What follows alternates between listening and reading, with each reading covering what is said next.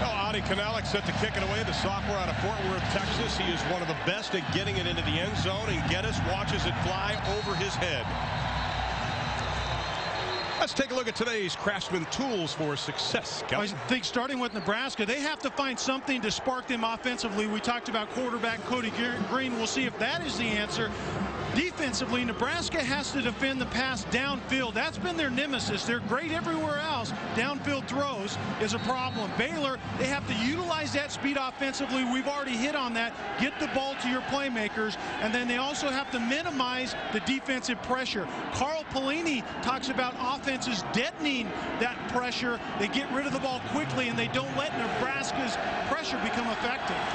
Well, right away, Florence is going to empty the backfield, has 5 wide receivers, Geddes in motion. Looks for the quick slant in, and it is caught up to the 24-yard line to Kendall Wright. Let's take a look at Baylor's offensive line. They've been moving people around. True freshman Ivory Wade will get his 3rd start at left guard. He's going to be matched against Jared Crick of Nebraska.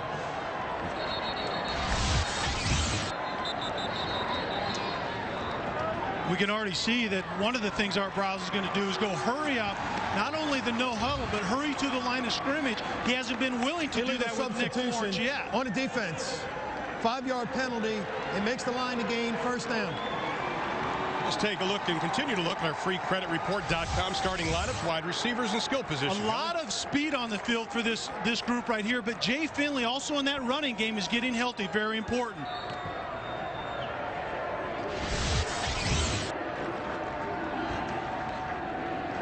Now Nebraska making changes defensively. We were told that Nebraska wanted to slow it down. Main reason is opponents in Big 12 play about 84 plays a game to only about 60 for them. Florence on the run. He gets up to about the 33-yard line. Let's take a look at the Nebraska defense, the most frugal defense since the black shirts of 1999, and the defensive line an outstanding quartet.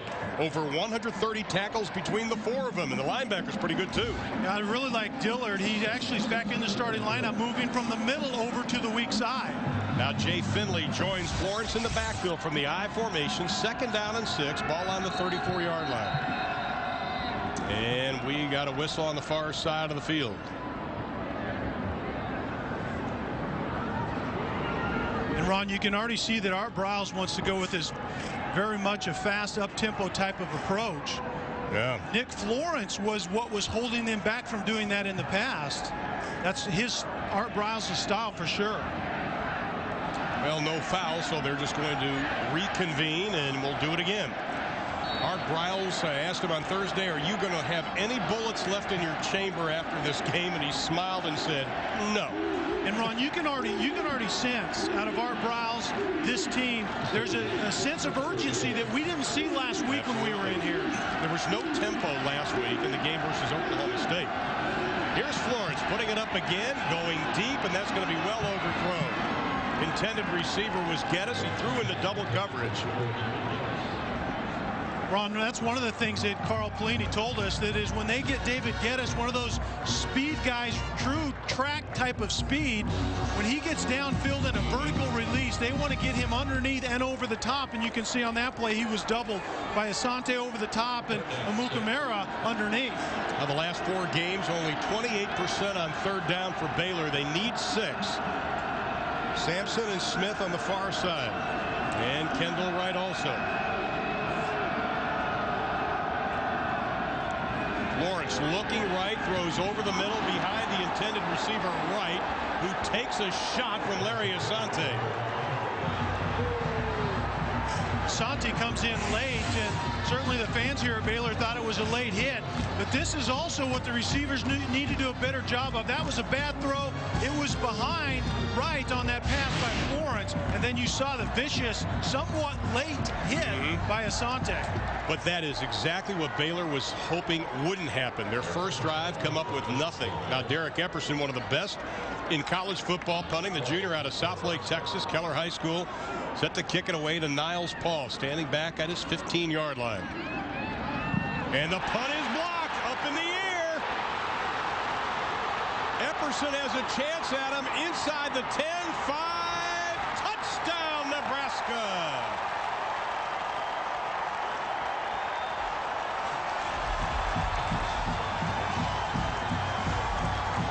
Justin Blatchford takes the ball out of midair and rambles it in.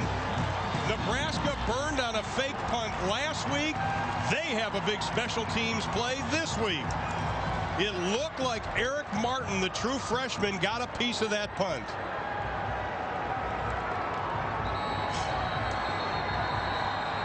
And we've got a stoppage. Let's see if they're going to review it. It is going to be reviewed. I think what certainly they're going to review is whether Blatchford, after he caught that punt in midair, whether he stepped out on the sideline before he got it into the end zone. But Eric Martin coming in right there, one of those young linebackers out there on the special teams, and then Blatchford taking it to the house. The question is, does he step out of bounds? Looks like a very good job of finishing off that play and getting into the end zone. What a heads-up play by Blatchford. As soon as he heard the block, he immediately looked up in the air. That's a very great heads-up play. Yeah, great point. Watch Find this. the football. You hear that double thump, the thump of the punter's foot, and then the thump of it getting blocked, and then Blatchford locates it in midair, catches the ball, and tries to get it in the end zone. But you referred to that fake punt last week. On the field is confirmed. Touchdown. That fake punt last week by Iowa State that really was a thorn in Nebraska's side all week. That ended up being the difference in the game, but kind of switching gears here today. Well, you know, it's funny. You and I were talking to Mike Eckler, the linebackers coach and works with special teams. He said he was physically sick, that he called the wrong return or punt coverage last week. And he said, we're going to do something today. And he was absolutely right. Alex Henry kicks the extra point. So Nebraska needs less than a minute and a half to get the first 7 on the board over Baylor.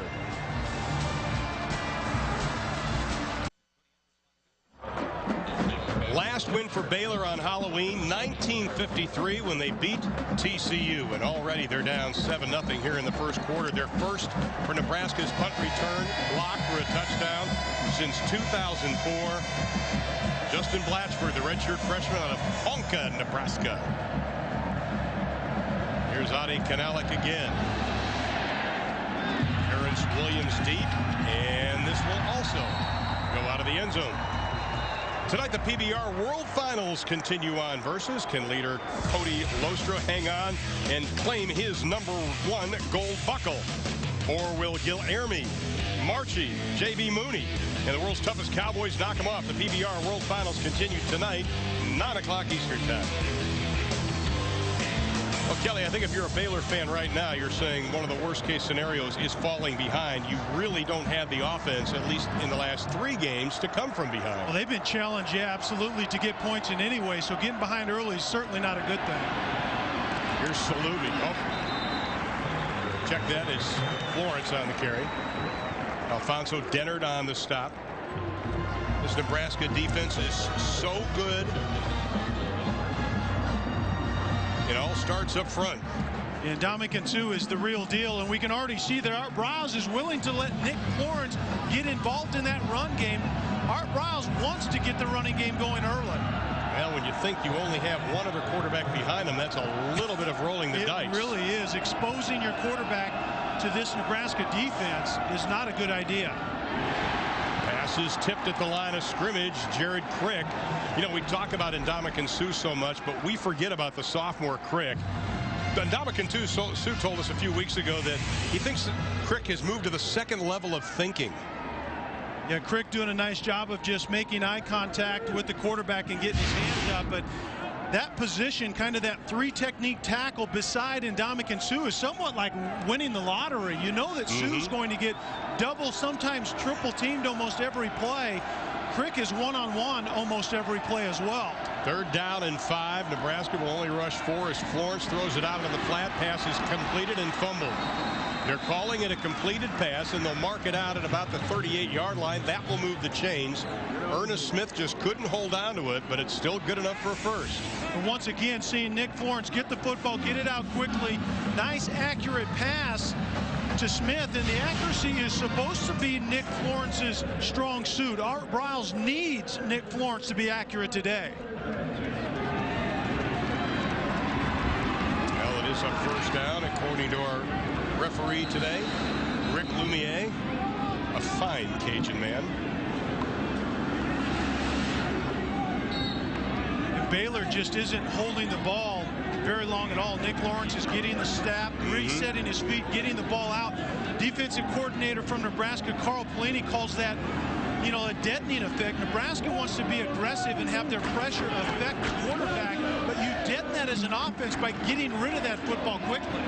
Well, Lawrence will go from the shotgun and right in motion. And he's got the football around the right side of the 40-yard line and scampers out at the 41-yard line. Kendall Wright, who had such an incredible year last year, talking to Art Browse on Thursday, he said, you know, I just think his karma's been off this year.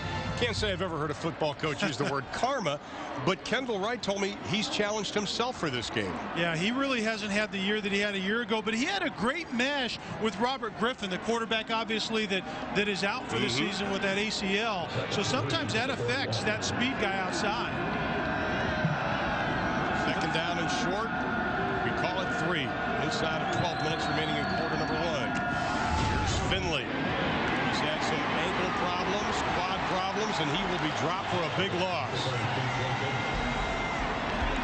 You know, we talk about Robert Griffin, just exactly what he's meant to this offense. A tremendous game last year against Nebraska, but here's what he's meant to this team. Yeah, just look at the record, but the rush yards, I think, are the big thing.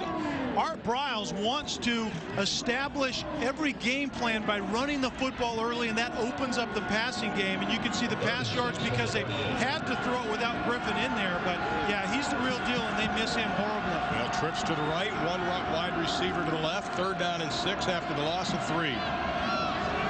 This is the matchup that Baylor wants to get to, but Nebraska's going to try to get over the top in that matchup. They're going at the cornerback, throw it high up in the air, intended for Willie Jefferson, the 6'6 freshman. And it's knocked away, and Nebraska, the defensive player, Dennard, is down at the 35-yard line. Dennard is in there, the young corner starting in place of Anthony West, who has been the starter at that position. But when Baylor goes that 3-by-1, they try to isolate the single receiver to one side, but Carl Pelini wants to get someone, a safety, over the top when that receiver releases vertical like Willie Jefferson did on that play. We're going to take a break while they check out Alfonso Dennard, the sophomore out of Rochelle, Georgia. We'll be back to Baylor in a moment.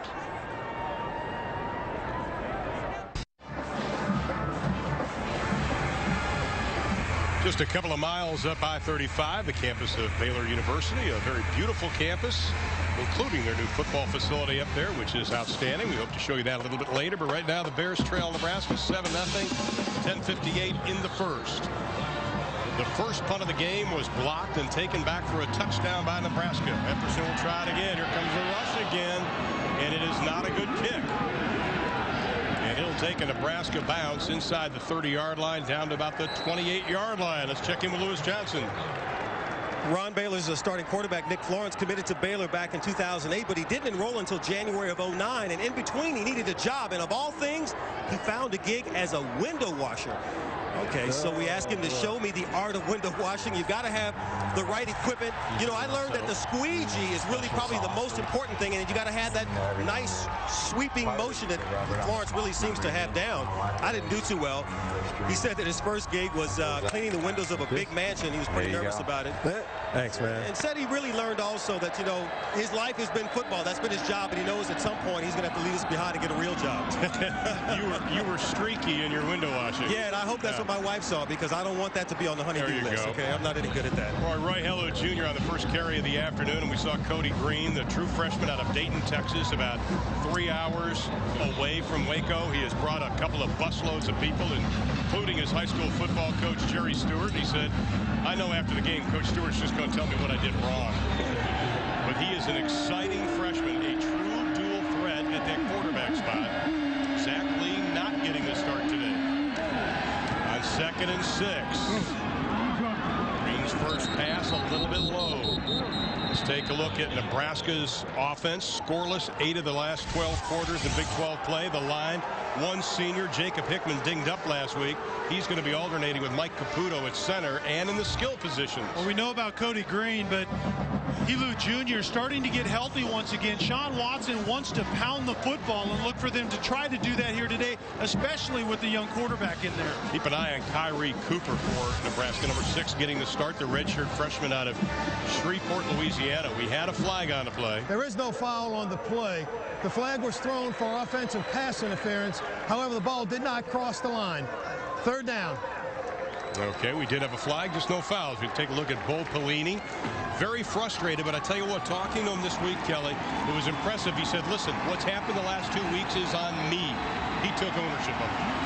Yeah, and his players know that he's going to do that. They can believe and have confidence that their head coach is, in a sense, going to have their back. And he says there's no time to panic. You can't improve if you're out there overreacting to things. And they know they have to do things better offensively, but he likes what he's seeing defensively. Last 3 opening drive, no points and only 1 first down for the Huskers. Trying to change that. Here's Cody Green. He is dangerous when he runs. He turns on the speed, sees the seam, and gets over the 40 to about the 43-yard line before Jeremy Williams brought him down. Kelly, that's what you and I saw in the first game against Florida Atlantic, where he had that burst of 49 yards. Well, and everything that happens before he gets out of the pocket probably isn't his strong suit as a young quarterback, but this is his strong suit right there, breaking down the defense with his feet. It's all instincts, Ron. Once the play's over and you have to try to keep it alive, that's where I think Cody Green is going to be at his best today. 6'4", 220 pounds. Here's Hello. Over the 45 to the 46-yard line. Let's take a look at the Baylor defense. 17 different players have started on the line. They plug in the middle is Trey Bryant. He's out of Dallas, Texas. And the linebackers, they make a lot of tackles, Kelly. They're a good group, but I would look for this group to try to blitz more today, to try to rattle this young quarterback more than they normally do. And in the secondary, Chance Casey, true freshman from Crosby, Texas. He's played well, and he's getting the start at cornerback as Nebraska calls a timeout.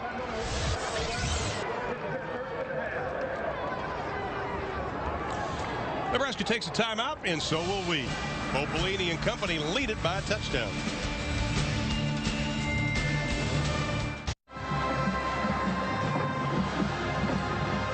Offensive coordinator for Nebraska is Sean Watson. He is down on the field today. We haven't seen that since '07, and it's because of the young quarterback. Yeah, I think it's the relationship that they have, and as a young quarterback, it's very comforting. You can look right into the eyes of your offensive coordinator. They can make adjustments on the run. Cody Green gets up to midfield. That'll set up short yardage situation.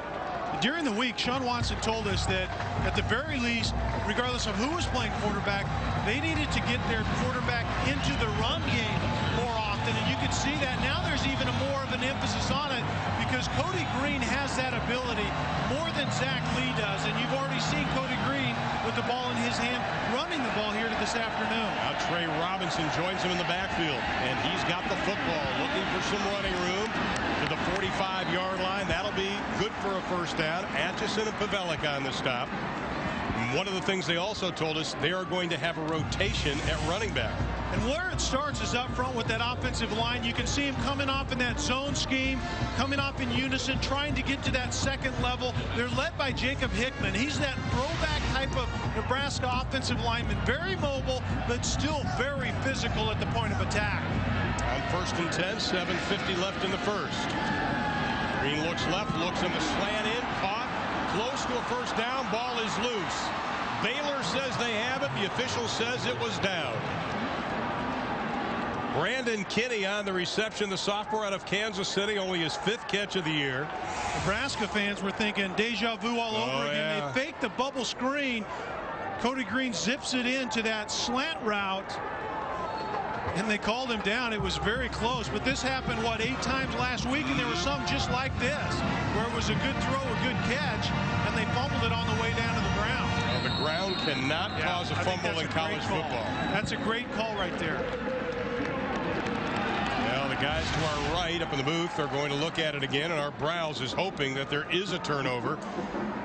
You know, we talked to him about it and said, listen, you know, your guys have to look at that game and say, wow, we got a shot at this. And he goes, no, we can't. We can't expect them to toss the ball around on the field like they did last week versus Iowa State. Yeah, and I think that's a good thought because it doesn't happen very often. Nebraska had taken very good care of the ball coming into last week, so that was why it was so shocking to guys like Sean Watson. Just didn't expect that, but it was the way that they were fumbling the ball. Some were uncontested. Niles Paul is running down the field with a touchdown, a 74-yarder, and he fumbles it not once but twice on the same play. Well, one of the things Sean Watson told us, they have to learn to fall with the ball, he was telling us. He said they work on ball security. They do it every week. They address the issue coming out of fall drills. 2 times a week they do ball security drills, and they have a circuit. They do it with wet balls. How about that the monkey roll drill that he talked about? That I remember that drill. In flashing back a little bit, maybe we can get Lou and his 2 sons to demonstrate that on the field later. But what they do is you have a ball in each arm, and you have to roll and then jump over the next guy and stand up real quick. But with the ball in each arm, that would be incredibly hard to do. Keep it high and tight, he told his receivers and his running backs when carrying the ball today. Well, let's get the word on the replay. After further review, the play stands as called. First down. Couldn't find anything to overturn it, in other words. So a pickup of 10 on the play. There's a whole lot of people in red right now in the stadium saying, oh, maybe it's not like last week. The football gods looking on. You see the crowds. Nebraska people, they've got about half the stadium. Right? Yeah, you wouldn't know it. They were so much fun in the hotel last night, the Nebraska people. Green will put it up again. And he short hops it. Intended for Niles Paul. Could have hit the cutoff man. And Niles Paul actually fell down coming out of his break, and I think Cody Green recognized that right as he's getting ready to pull the trigger and kind of took a little bit off and threw it into the ground. Niles Paul coming out of camp, and you and I have talked about this extensively. He was the target guy, and the question was who would be behind him. And I don't think they've answered it this part of the season. You're right. I think they're over mid-season now, and Sean Watson is still looking for guys to target the football to. And really what that means is we, in our pass game, who are we going to look to get it to downfield? Here's Robinson. He has stood up right at the line of scrimmage. Nice job by that defensive line of Baylor and also middle linebacker Joe Pavelic. It is a beautiful sunshiny day in Waco, Texas. Temperature in the high 50s, expected to go up to the high 60s today at Floyd Casey Stadium. Big 12 football. Nebraska leading Baylor after a block punt return for a touchdown, 7-0. Along with Kelly and Lewis, I'm Ron. Good to have you with us today. 3rd down and 9 for the Huskers.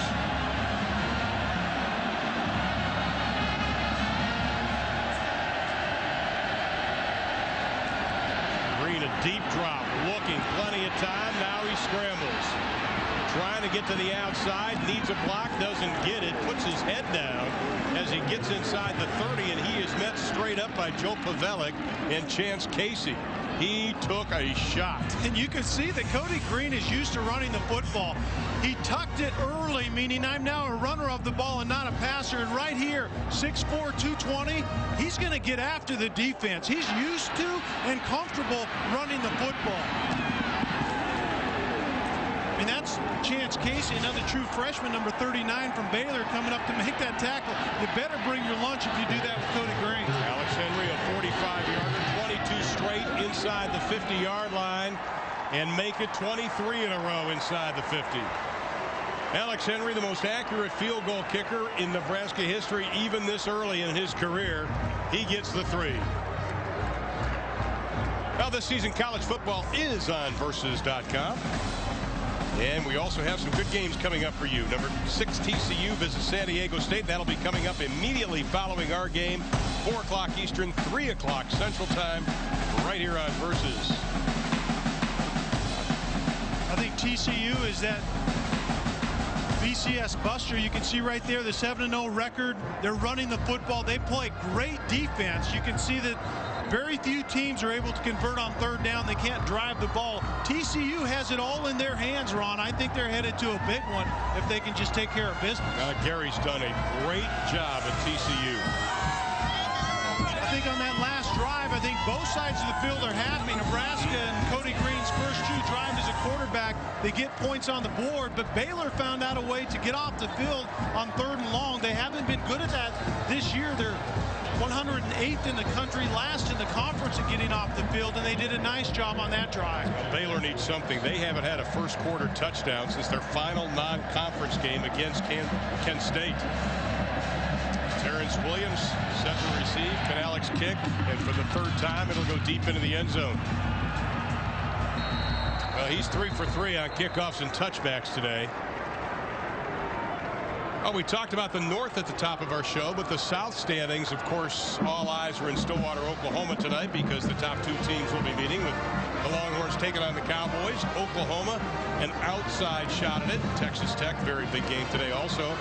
A&M, big win last week.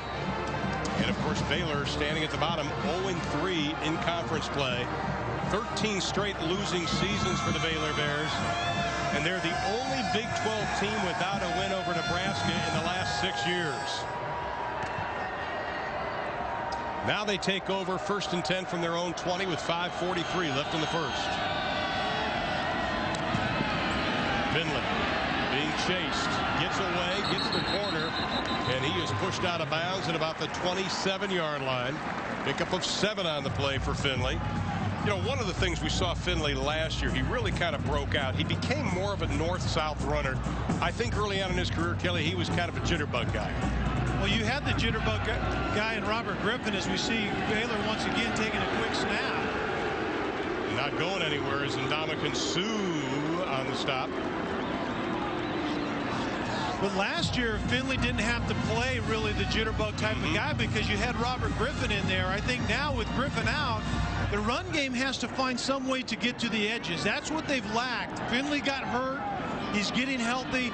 Look for our Browns to try to get Finley to the edge here today. Now they bring in a couple of tight ends in Taylor and Akers. 3rd down and 2. Kendall right, wide to the right. Lawrence looks for his tight end. They've got it to Justin Akers, the senior out of Deer Park, Texas. He gets the first down, his 14th reception of the year. See, what Baylor will do is they will spread you out, and they force the defense to play in space. But then Akers, that tight end, they do a nice job of using him against that nickel coverage. He's a big-bodied back. He can find those voids in that zone defense, and that was a good example of it on that play. And a rather simple throw, wouldn't you say? Absolutely, and that's the key right now for Nick Florence. Now Florence, no pressure. Here it comes. The defense moves up. Oh, he takes a hit as he throws it out, and there's going to be a penalty flag. Art Briles ran on the field. Gomes leveled Florence. I mean, that's a slobber knocker denture check. And boy, I tell you what, that was a dangerous hit by Gomes.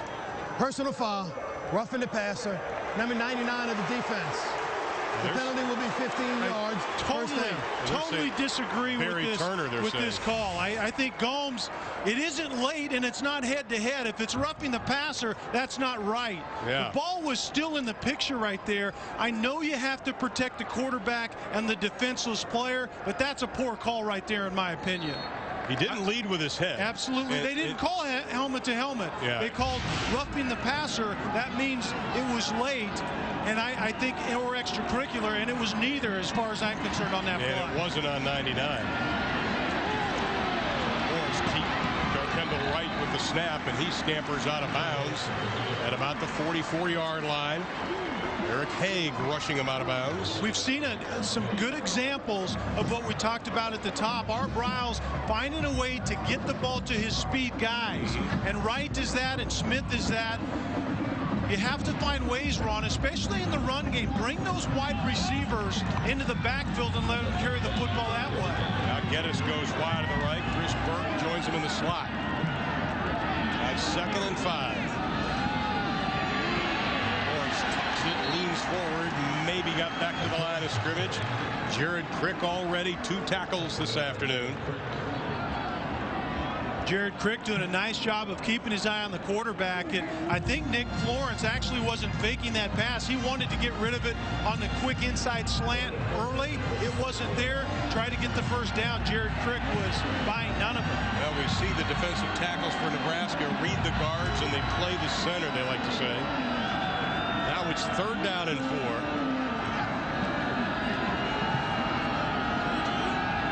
This is where you really get nice one-on-one matchups out there with the safety not really close enough to help out. And Art Briles had to call a timeout because Florence did not look up and see the play clock was down to 1. And so Baylor will be charged with a timeout. Well, coming up at halftime, stay tuned for the Nissan Heisman Watch. And I'll tell you, this far into the season, usually we have sort of a clear-cut favorite. I don't think we have one. I don't think we do either. I still think that Colt McCoy, Texas, Tim Tebow at Florida have the inside track. I think they still have enough of the season, some big games remaining, where if they do something statistically, I think there's a sense out there those two guys are still the favorite. But I don't think if an offensive lineman, or excuse me, an offensive player, Ron, doesn't step up, why not throw Ndamukong Suh into the mix? I'm waiting for somebody to bring up Toby Gerhart for Stanford. I think that's a good example as well. The point is that the Heisman race is certainly wide open.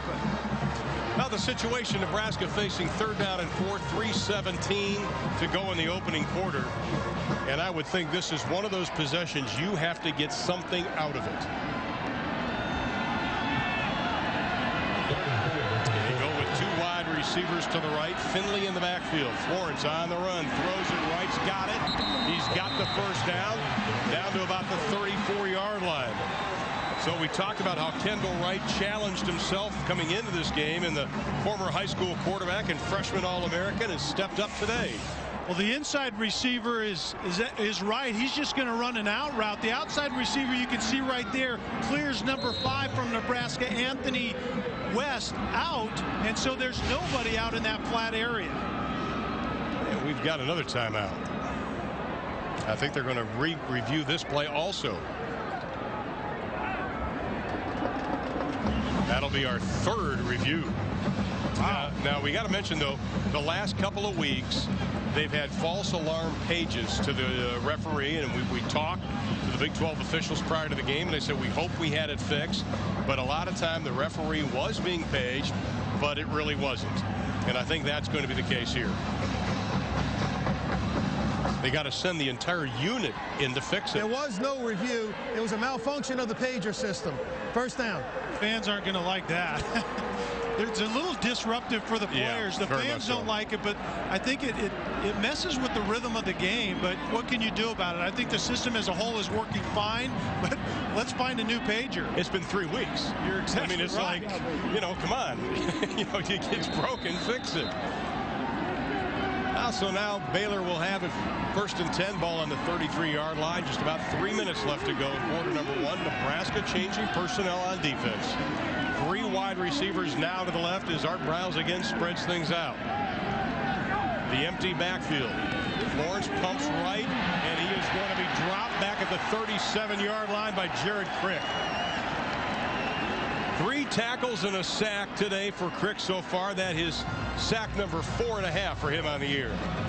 Well, Baylor is trying to find a way to get down the field, and this is the fake bubble screen. This receiver's going to clear out.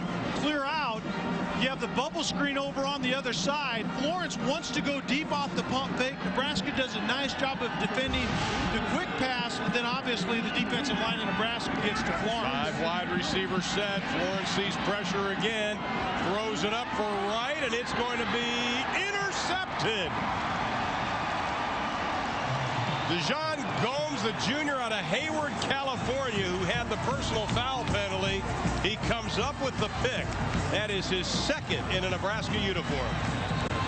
Defensive coordinator Carl Pelini told us, Ron, during the week that the speed of Baylor really scares him. He didn't sleep a whole lot because Nebraska's had their issues defending the deep pass. So he said every time they get someone going vertical, you'll see the route coming in from the right on the deep post pattern, but look at the 2 Nebraska defenders, one over the top and Gomes underneath, and Gomes goes up, more importantly, and finishes the play with an interception. Nebraska came in, no turnovers in the last 2 games. And Nebraska just goes straight to the run game. Up to about the 28-yard line. Roy Helu Jr. had a chance to talk to him before the game. He said he's feeling a lot better. He's had this problem with the shoulder, and it looks kind of ginger there. You're exactly right. Said he had an AC joint problem and a stinger all in consecutive weeks. And Ron, what you saw on the screen right there is that gets aggravated. It seems like every time he hits the ground, it looked like he wasn't in good shape coming off the sideline. Well, he sets up second and short. Just about one. Cody Green looks, dumps it off to Trey Robinson. Robinson's first reception as a Nebraska Cornhusker.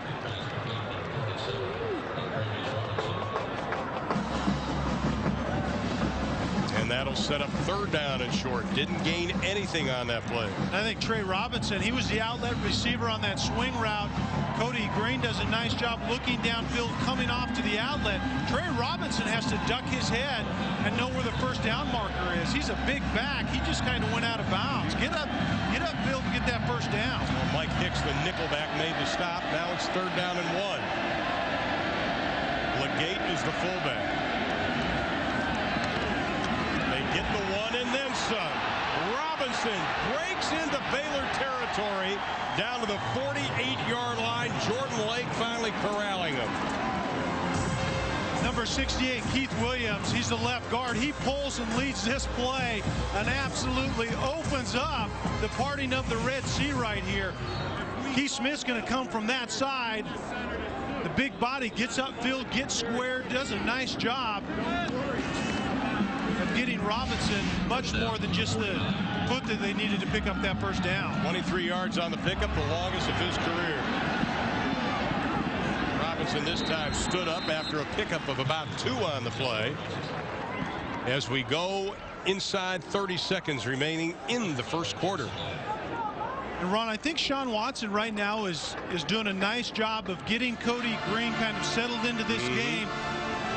It seems complicated what Nebraska's doing offensively. There's a lot of different personnel things going on, and a lot of formationing, but the plays for Cody Green are still pretty basic in the run game and in the pass game. This will probably be the final play of the first quarter. Green fakes it, dumps it off. A lot of running room to Kyler Reed, the redshirt freshman out of Shawnee, Kansas, and that is a big gain. We'll call it 22 as Reed is down. He's holding his right knee. It didn't look like he was able to get his foot off the ground before he took that big hit. And that'll be the end of quarter number 1. We'll take a break. Nebraska leads at 10-0, and we will update Reed's condition when we come back.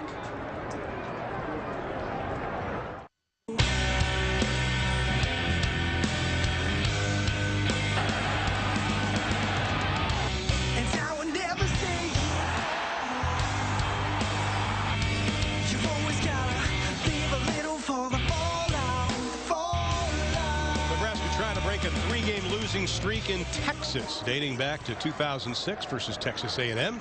Along with Lewis Johnson, Kelly Stauffer, I'm Ron Thulin, welcoming you back to Waco, Texas, where the Huskers lead at 10-0 as we begin quarter number 2. Cody Green, the freshman, hit as he throws it, has a man, and it is short. The fact that Cody Green even got rid of that football, Kelly, was pretty impressive. Mike McNeil, that inside tight end, trying to get down the seam, and Cody Green under pressure, probably ill-advised to throw this considering the traffic, but you're right, Ron, it was amazing that he could get this much on it. This wasn't actually far from being a reception. He had McNeil down around the goal line. A good job of Cody Green just getting that ball off. Nice pressure put on by Phil Taylor, the defensive tackle, the transfer from Penn State. Now here's Robinson, tries to look for the outside and doesn't get it, but he does get down to the 20-yard line. Pickup of about 4 on the play. That'll set up a third down and 6 situation for the Huskers. You know, we're seeing a young quarterback, obviously, as we see both teams with 5 first downs in Cody Green, but he's dealing with young wide receivers. Yeah. Does that hurt or help your maturation process? It certainly doesn't help. I guarantee you that. As a quarterback, when you're learning things, you hope that things around you are stabilized, and right now they're really not. And Sean Watson talked about that. And that was probably the hesitation to go in with Cody Green before. If you're young around the young quarterback, it makes things more demanding. Niles Paul moving around. has a man close to the first down, dropped at about the 13-yard line, is Kyrie Cooper, the redshirt freshman out of Shreveport, Louisiana. That's one of those young receivers coming down, and he's just going to set. He's the outside receiver. He's going to eventually set down inside. That open window, you saw the defender move out of the way. That means you're now open. Stay there and let the quarterback have a defined throw. Cody Green does a nice job of putting it on Cooper. Well, they're in the red zone, and versus BCS teams, Nebraska only 29% in this territory. Robinson getting the workload. We saw Roy Hellu Jr. go off a few plays ago and didn't look completely healthy. And so Robinson's getting the workload. And this is an area that Nebraska has to improve on, Kelly, because you look in the last couple of games in the red zone, just 3 of 9, only 2 touchdowns in the last 2 games. Yeah, a little over half the time they get down here, they get touchdowns, and that certainly isn't good enough. And in the games that they've lost, the Iowa State game, they fumbled the ball away in the red zone, and against Virginia Tech, they had trips to the red zone where they couldn't convert into touchdowns either. Drew Young in motion. Looking. Thrown away. Pass was intended for Ben Cotton, the redshirt freshman out of Ames, Iowa, whose dad is Barney Cotton, the assistant head coach and offensive line coach for the Huskers.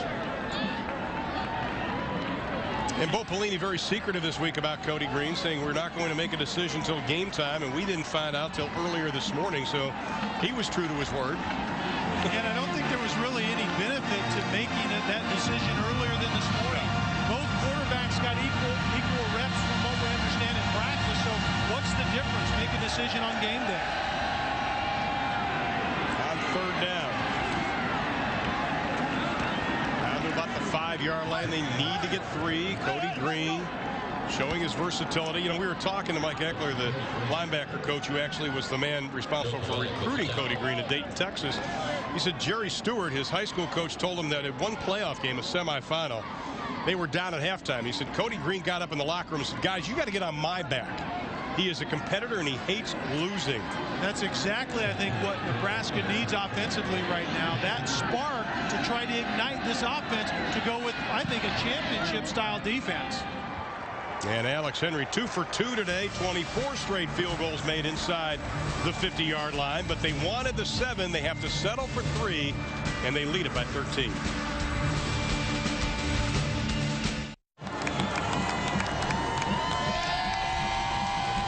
Now the Nebraska contingent in full force, taking up about, I'd say, close to half the stadium when you look at both sides.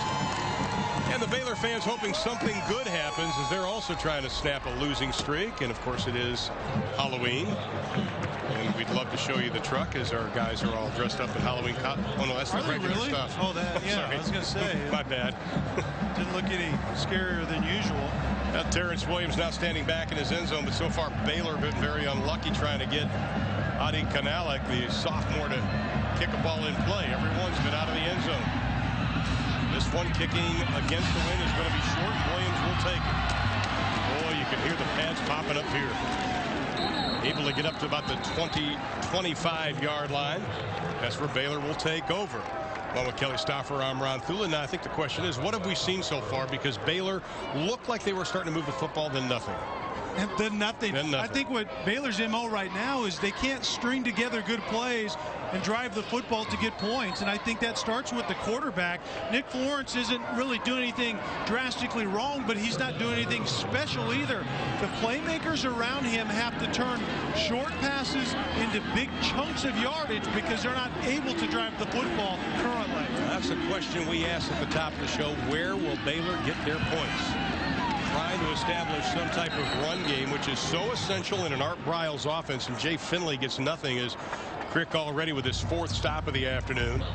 See, that's a problem against Nebraska in particular, is they like to really have a run fit with usually 5 guys. They're down 4 linemen and then a linebacker. It's usually Dillard that will fit into that run because they keep their nickel in most of the time. They're very difficult to run the football on. Well, Baylor averaging about 46 yards rushing during Big 12 play.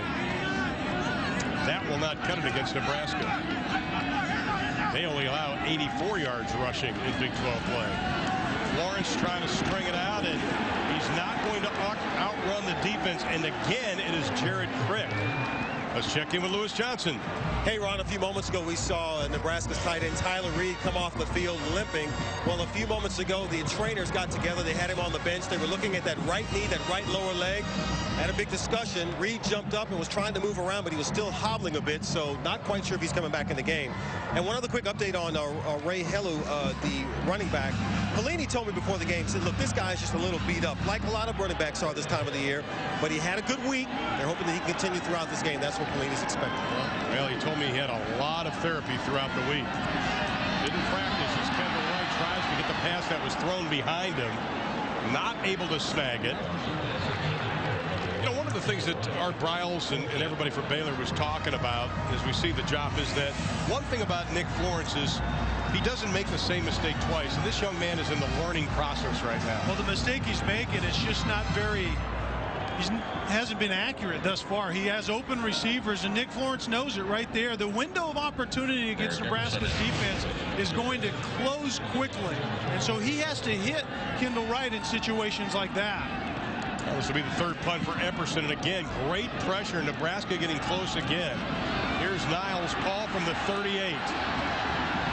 Gets the corner, tiptoes down, and finally cannot keep the toes in bounds. They'll mark him out at the 46-yard line.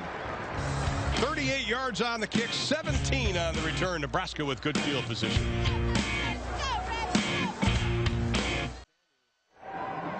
Located in Waco, Texas is the Texas Sports Hall of Fame. And of course, if you talk Baylor football, there's the man that really built this program is Grant Taft.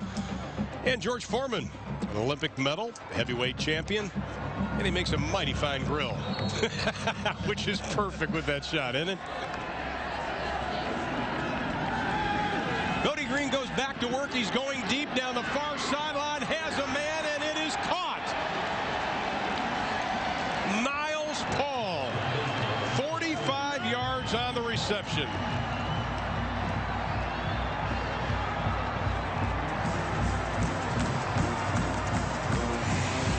Just based on the formation, Cody Green knows that he has one-on-one outside, and Niles Paul just runs a go route.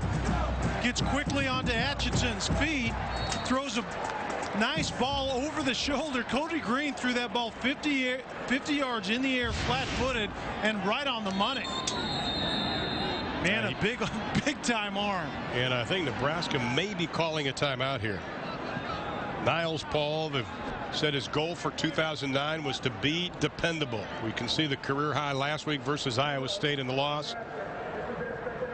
Well, second time out called by Nebraska. But, you know, you go to talk about Bo Pelini and Niles Paul. Niles Paul came in at Nebraska, and he was, by his own admission, he was uncoachable. And he really didn't buy into things, and now he has. Sean Watson talked to us about that earlier in the year when we were in there a couple of times, and it really has meant a lot to that receiving core to have a guy like Niles Paul buy into what Nebraska's now doing offensively. And he's probably the one target guy that they've been able to count on. But you really need a second, even a third, that hasn't emerged yet.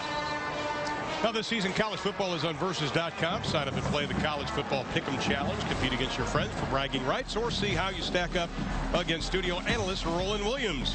For everything college football, log on to Versus.com. Goal ball is down the 1-yard line after the big completion from Cody Green to Niles Paul. And they'll go from the I formation. Roy Helu Jr. back into the lineup. He's got the football. And that will be, they're signaling it down at about the 1-foot line. The linesman came in and was marking it probably 6-8 inches away from pay dirt. I would expect Nebraska to just line up and do this again. They got big. Tyler Legate, the fullback, is in there. You can see him kicking out. Haley jumps up inside. I did not see him come up short in that. Unless the knee hit. Now Robinson in the I formation. Second and goal. Here's Robinson up over the top, and he is into the end zone. Touchdown.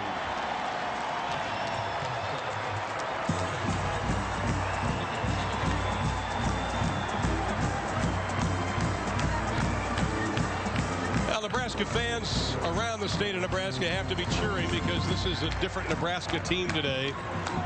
You know, you and I were talking earlier in the week how we felt that maybe this Nebraska offense was just pressing a little bit too much with the young players. Young guys trying too hard, trying to make plays. As Henry gets the extra point. Perfect on the year. Big pass, set it up, Kelly. Nebraska's been looking for that spark, and it appears that Cody Green is just that. The big play downfield to Niles Paul is the big chunk of yardage, and then Trey Robinson goes airborne to cash it in. Nebraska is finding a way to get it in zone today.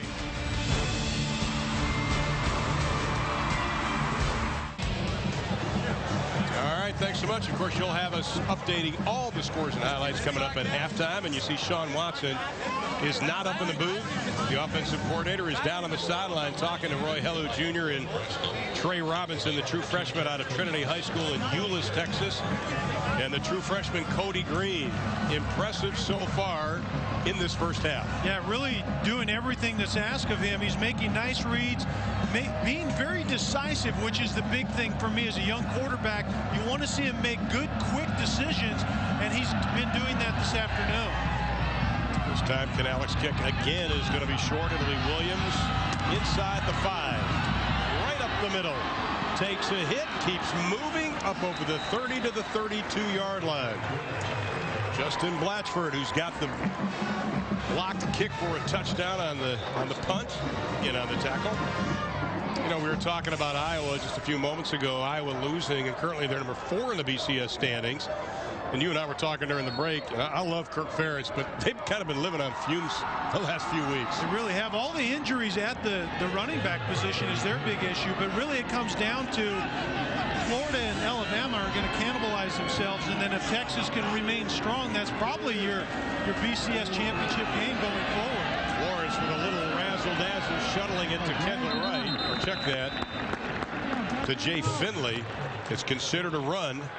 Interesting play. Yeah, and I don't know it's exactly designed that way. Florence looked like he actually wanted to keep that ball, but saw Finley in the last second, threw it out to him. Not advised to do that often, but right now Baylor has to find something to get going. Well, they've lost 22 straight games when trailing at halftime, and they're down 20-0 now. Florence looks, throws, short pass complete. Brad Taylor, the junior out of Madisonville, Texas, former quarterback himself. Let's check in with Lewis Johnson. Guys, the Baylor defense down here trying to pull things together. Their defensive coordinator Brian Norwood had to kind of get the troops under control. A couple of guys upset when they came off the field, but he is coaching back and forth with his assistants. They're right now, body language says they're still in this thing, but they need to keep it close right now with the score 20-0. That's a good report. Brian Norwood, there's no quit in him, and Jordan Lake telling me Thursday that there's no quit in this defense. He and Joe Pavelik, the leaders of this Baylor team. Back on offense. Lawrence keeps it. Boy, there is just not anything there. Philip Dillard coming up from that linebacker spot, who's one of the great stories this season, number 52. Began the year, wasn't even playing, was like third-team linebacker. Prior to the Virginia Tech game, they said, we need somebody out there that can play fast. They moved him from the Mike to the Will, and Kelly, the rest is history. And what they did, Ron, is it freed up his mind. The Mike linebacker has so many responsibilities from the mental aspect of it. They free him up to the will, and he's been playing fast ever since. If you were to define how to make a sack, ladies and gentlemen, that would be the video portion. Jared Crick had the blocker in front of him and just detonated him. Well, if you can't beat the block outright, go ahead and just take him back to the quarterback with you. That's what Jared Crick decides to do right there. A good move, quick outside, and Jared Crick is starting to learn how to win next to Ndamukong Suh. All the attention that Suh gets, Crick understands he's going to be one-on-one. He beat the one-on-one right there, and the true freshman Ivory Wade, number 76. Yep. Second sack of the afternoon for Crick himself. Lawrence has some time. Pass is intercepted. Prince Amuka Mara coming up with his second interception of the year, but Kelly, that pass was telegraphed. quarterback Nick Florence certainly stares down this route from the beginning, and Amukamara is just going to break on it and actually beat the receiver to it. The receiver didn't do a very good job of coming back for that ball, but you can see the inside breaking route by Lanier Sampson, and Amukamara just read it quickly and broke over the top. That's one of those things that as a quarterback, Ron, you basically have to throw it on time. You're counting on your guy winning, and Amukamara won on that play. A block punt and 2 turnovers as Hello is stood up, losing about 2 yards on the play. But this is a team that had not forced a turnover in the previous 2 games, so the defense stepping up even more so to the challenge. You know, which is kind of strange because Nebraska, their pressure numbers are pretty good, and tackles for loss, pressuring the quarterback. You can't run the football on them. Generally, that also translates into taking the ball away. Nebraska probably is going to get takeaways in droves right now. That just seems to be the way it works. Watson again using multiple formations. Here's Hello again. Cuts back over the 50, still on his feet. Gets close to the 45-yard line. They'll mark him down at about the 46-yard line. And I'm sure that's a welcome sign to see that young man tote the pigskin like that. Well, it's a good job of formationing by Nebraska. They come out real quick and go in a diamond set. They go big bodies, they're tight ends, and then they snap it quickly before the defense can really get a good look at it. And then it's not complicated from there. Just pitch it to their running back and let him get upfield. That's 3rd down and short inside of 6 minutes left in the half. Trey Robinson back in the backfield. Nice job defensively by Baylor. Clifton Odom leading the charge from that cornerback spot. Nebraska trying to run to the left edge, and Odom is actually a corner that sliced through from the backside. You don't just have to block the point of attack, you have to seal the backside and prevent leakage, and Odom made a nice play for Baylor on that one. Chris Burks standing back at his 8-yard line awaiting Alex Henry's punt. Alex Henry came out as a walk-on, got his scholarship prior to the 2009 season, and this is a nice spiraling kick. And that'll be marked down at the 8-yard line. 15 inside the 20 this year. Baylor takes over.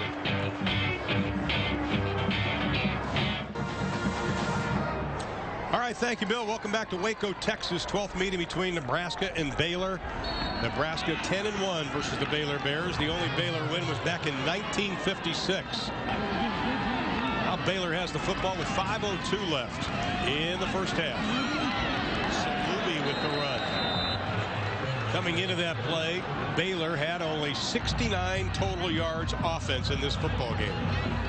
Yeah, Nebraska doesn't give up a whole lot, and the way they're doing it right now is a lot of times Nebraska, because of what Baylor's choosing to do, spread them out. They're in their nickel most of the time, 2 linebackers, 5 nickel backs, but those nickel backs have a good feel for the run game and have a good run fit early in this one. 3 wide receivers now to the left for quarterback Nick Florence, the freshman out of Garland, Texas. A little pitch to Kendall Wright.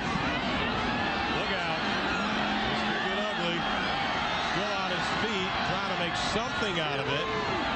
Will be short of the first down, but he will pick up about 3 or 4 on the play. And Ndamukong Suh finally made the stop. You know, you talk about a guy that's a defensive tackle. He's playing like in a linebacker's body. Another defensive lineman, 99, Barry Turner, did a nice job of actually forcing that play to have to go to that reverse mode. Does a nice job of contain, and then you're right. That shows the athleticism and the relentlessness that Suh plays with right now. And Ernest Smith comes off the field. His left arm sort of dangling. We'll try to get an update on that. And we've got a whistle and timeout. Baylor. That'll be their second timeout. of the half. Let's go down to Lewis Johnson with somebody that, boy, we wish he was on the football field, Lewis. Without question, Robert Griffin doesn't want to be here talking to me, but Robert tore the ACL. You had surgery on October 13th. You got the crutches. Where are you in terms of rehab? Oh, right now I have about another week and a half on crutches. Then I'll be able to walk, and that's when the rehab will start getting tougher. What do you expect to happen there? I expect to, be able to walk. First of all, that's a big thing, and then, just the battle to get back will be a little bit tougher from there on, but it'll be a battle worthwhile. Nick Florence is going through a battle out there, the freshman quarterback. You've been talking to him back and forth through the 2 interceptions. How are you trying to help him? I just try to tell him, he got to calm down, try not to telegraph his passes, and just go out there and have fun. He's got a lot of pressure on his shoulders due to me and this whole team, but he's just got to go out there and just be strong for the team and be a good leader. And finally, real quick, you were a star quarterback here, but quickly the game was taken away from you. Any lessons there and how fragile the sporting life can be? Just let you know that your career can be gone in a split second, and it helps you realize that academics are really important. And for me, it's always been big, but it could be a sign to anybody else out there that you got to get your academics taken care of. All right, good luck with that rehab. We look forward to seeing you back on the field. Thank you, sir. All right, Ron, here's a guy that's a political science major and has law school in his sights. Junior in the classroom and a sophomore on the field. Yeah, well, his mother, Jacqueline, and his father, Robert, they did a great job with this young man. They're military. And, we were kidding because we spent some time Thursday and also last night with Robert, but I can't even count how many yes sirs and no sirs he had in the conversation. What a great young man. 1st and 10 for Baylor. Ball now up on the 19-yard line, closing in on 3 minutes left to play in the opening half. Nebraska opened things up by blocking a punt in the opening quarter after Baylor's first possession. Took it in for a touchdown. Flores keeps it after the fake to Finley up to the 24-yard line. Pick up about 4 on the play. Cameron Meredith coming up to make the stop. The redshirt freshman out of Santa Ana, California. And there's the parents. Great job. Great job, man. Absolutely. And Jacqueline was there you go. Stand up, take a bow. Very impressive. Jacqueline was so sweet on Thursday, talking about how proud she is the way Robert's handling this. And Mama's basically moved here to Waco. They're only 45 minutes away to make sure that he still is getting that knee taken care of, getting to the classroom. And Mom and Dad did a nice job with that young man. Baylor trying to get something going offensively. Florence is going to air it out, looking for Kendall Wright. That's going to be pass interference, and that was very obvious, to say the least. Eric Haig looked like he just put the hand up and shoved little Kendall Wright out of the way. Well, Haig had great coverage all the way throughout that play, and then when Haig looked back for the football, you try to keep track of that receiver. He just got a little too aggressive doing that. Pass interference. Defense, number 28. Penalties 15 yards from the previous spot. First down. Haig is one of those safeties that ends up outside, kind of bump and run man-to-man, a safety over the top. West is there to help him out, but you can see there's a tendency when you look back, Ron, you don't want to lose track of where the receiver is, but you don't have to stiff arm him and get him out of bounds, and he threw right to the ground, got called for the PI. Well, Baylor's different than some teams. They like to force the one-on-one situations, then they just throw it up to their speedy receivers. Finley joins Florence in the backfield. They try to set up a little screen to Finley, and he's got it. Close to the 50-yard line. He'll be down to the 48-yard line. Baker Steingooler, little brother of Ty, although he's 3 inches taller than Ty on the stop. That's the first time we've seen the true slip screen. The offensive line invites the rush and then lets the pass rush of that down 4 get to the quarterback, and then they slip out in front of the receiver. But I think that's a good job against Nebraska. Take advantage of their aggressiveness. Only 10 points scored by Baylor in the first half in Big 12 play this year. Trying to change that. Florence, penalty flag goes. He cannot get to the outside, but he does get back to the line of scrimmage. And look who is chasing him down. My friends, he's 6'4", 300 pounds. It's funny talking to Carl Pelini. He says, I grade all the players, obviously, but 59 of the offense. Penalty would be 10 yards from the previous spot. Remains first down. But he says that Ndamukong Suh grades himself lower than the coaches grade him. The great ones do that. You're always looking for the little things, and just look at the effort. That's a big man, 300 pounds, chasing the quarterback to the sideline, and I mean, that's tremendous. When a big body can move that fast, that's what got me to the booth beside you a little bit earlier than I expected. When guys get that big and that fast, it's time to leave the game. Well, Joe Gans used to call him Ducky after a movie character. But you and I have called him Mr. Sue since we first met him. Here's Geddes, surrounded by white jerseys, and he splits them. Get back to the original line of scrimmage. That'll be at the 48-yard line. Sean Fisher, the redshirt freshman out of Omaha, Nebraska. How many times have we said redshirt freshman or freshman today? Yeah, that's what I don't know that many people really understand is how young Nebraska is. I mean, they have some young players on the defensive side, but they have a lot of young guys on the offensive side. Well, Jared Salubi, they tried a little shuttle pass, and nobody was fooled on that play, including Jared Crick. And we had a little extracurricular activity. Jared Crick already 7 tackles, a pass broken up, and a couple of sacks. Yeah, Jared Crick is the real deal and benefited, like we say, from playing next to Sue, who always gets double teams. But Cameron Meredith, number 34 for Nebraska, another defensive end. He's been the one in on the extracurricular activities after the last 2 plays. He's very active as well. Final 50 seconds, 3rd down and 12 for the Baylor Bears. Little 2-step drop. Florence, no place to go. He just put his wide receiver in some danger. It was intended for Ernest Smith. Asante on the coverage. Want to remind you, live November 18th on Versus, a belt is on the line in the WEC. Can Mike Brown continue his reign as the #1 featherweight fighter in the world, or will #1 contender Jose Aldo dethrone the champ? Brown Aldo for the featherweight title, live November 18th, only on Versus. Final 42 seconds of the opening half. It has been all Nebraska. Baylor able to muster only 103 yards offense. Boy, they are so close every time Epperson punts. Here's Powell. And I think he called a fair catch. No, his knee hit the ground at about the 16-yard line, so that's where Nebraska will take over.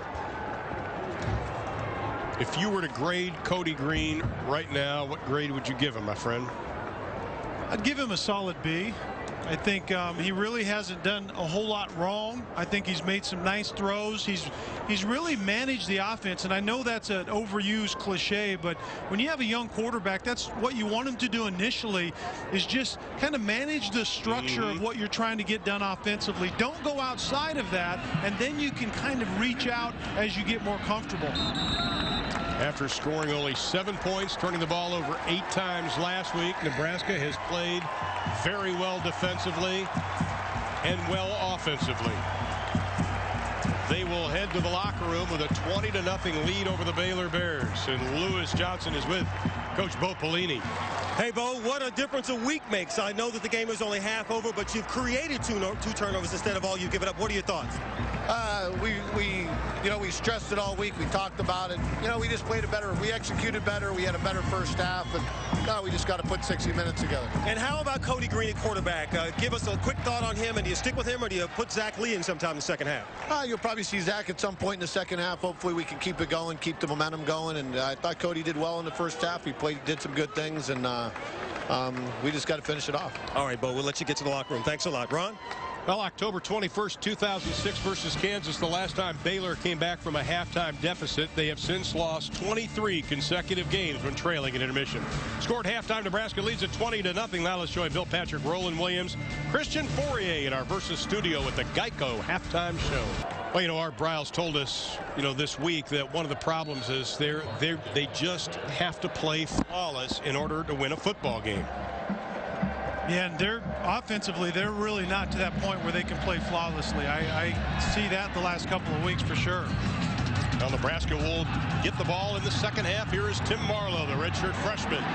He had some running room, but stripped as he goes over the 20-yard line. Let's take a look at today's beat track and the highlights of today's game. Kelly? Well, what Art Briles talked about, the Blatchford touchdown on the block punt isn't a great way for Baylor to start the day. Obviously good for Nebraska. And then Green has been good. He's thrown the ball 6 or 9 times, 85 yards, made good decisions. And then Crick has been an absolute animal up front. 7 tackles, 3 sacks. It's not just Ndamukong Suh on that front line, and that's what people have to understand. He's great, but they have 3 or 4 guys up front that can get it done.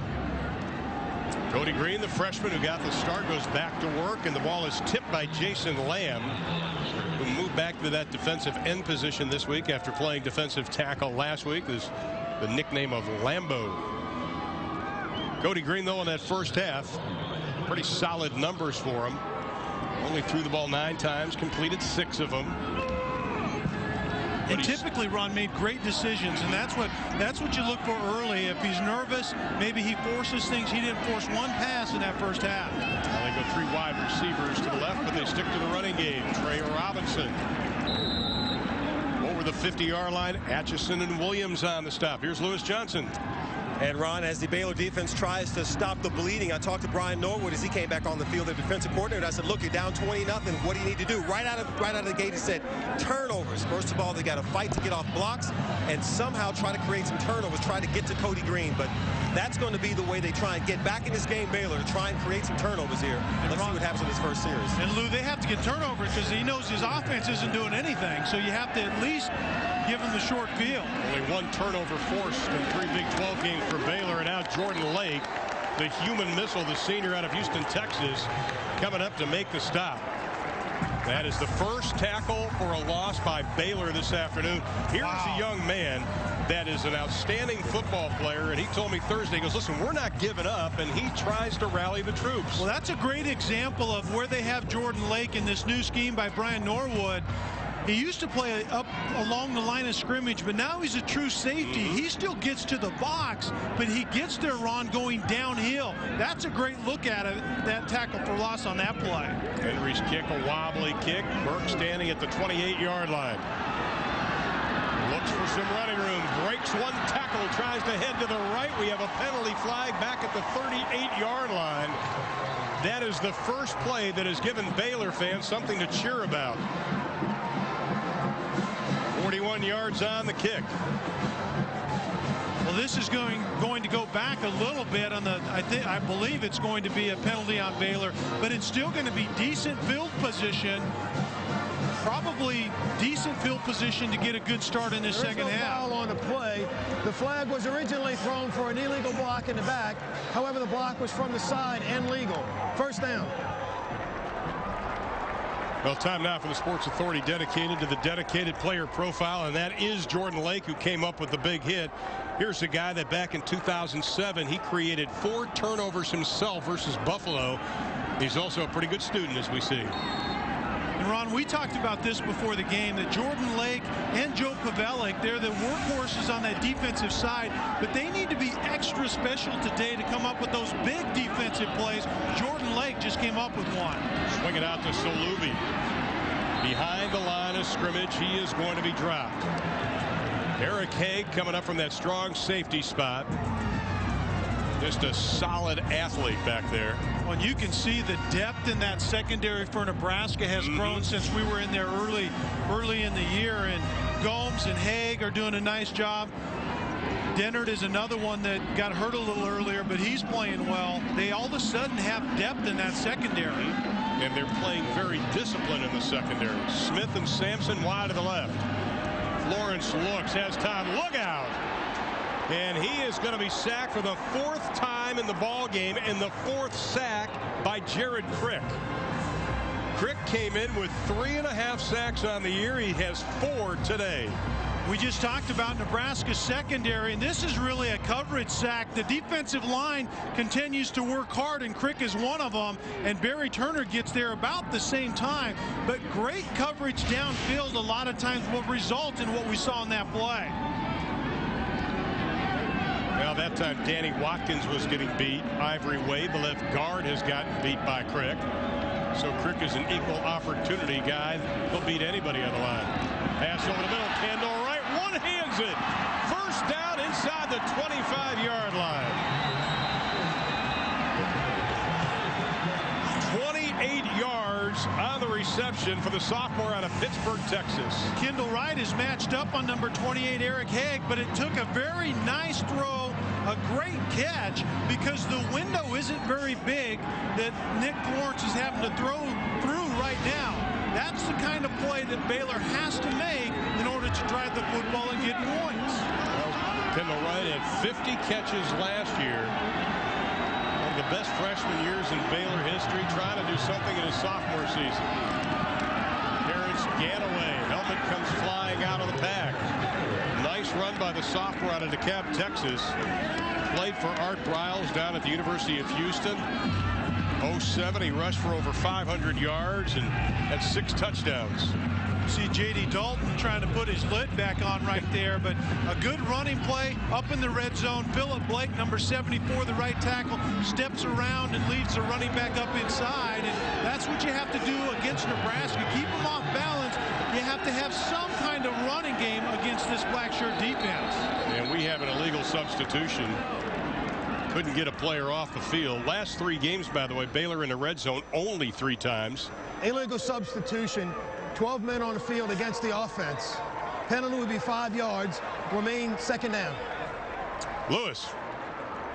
Ron Baylor really had an emotional surge on that first defensive series. They got the stop by Jordan Lake.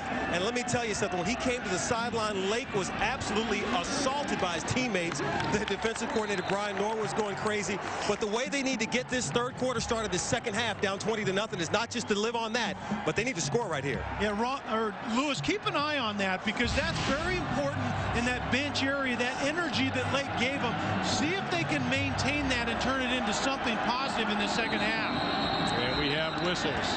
And that'll be a procedure penalty, and that'll back them up 5 more, which will set up a second and 14. False start. Number 59 of the offense. 5-yard penalty. Remain second down. I think you might get a little jumpy if you're Watkins and Wade if Crick has been beating you like a running mule all day. Yeah, I think you're right. But remember, Baylor was 2nd and 4 in the red zone, okay? They get the first penalty for illegal substitution. They go to 2nd and 9. Now another penalty, they go to 2nd and 14. That sack by Crick earlier in this drive was their 5th negative play on 2nd down.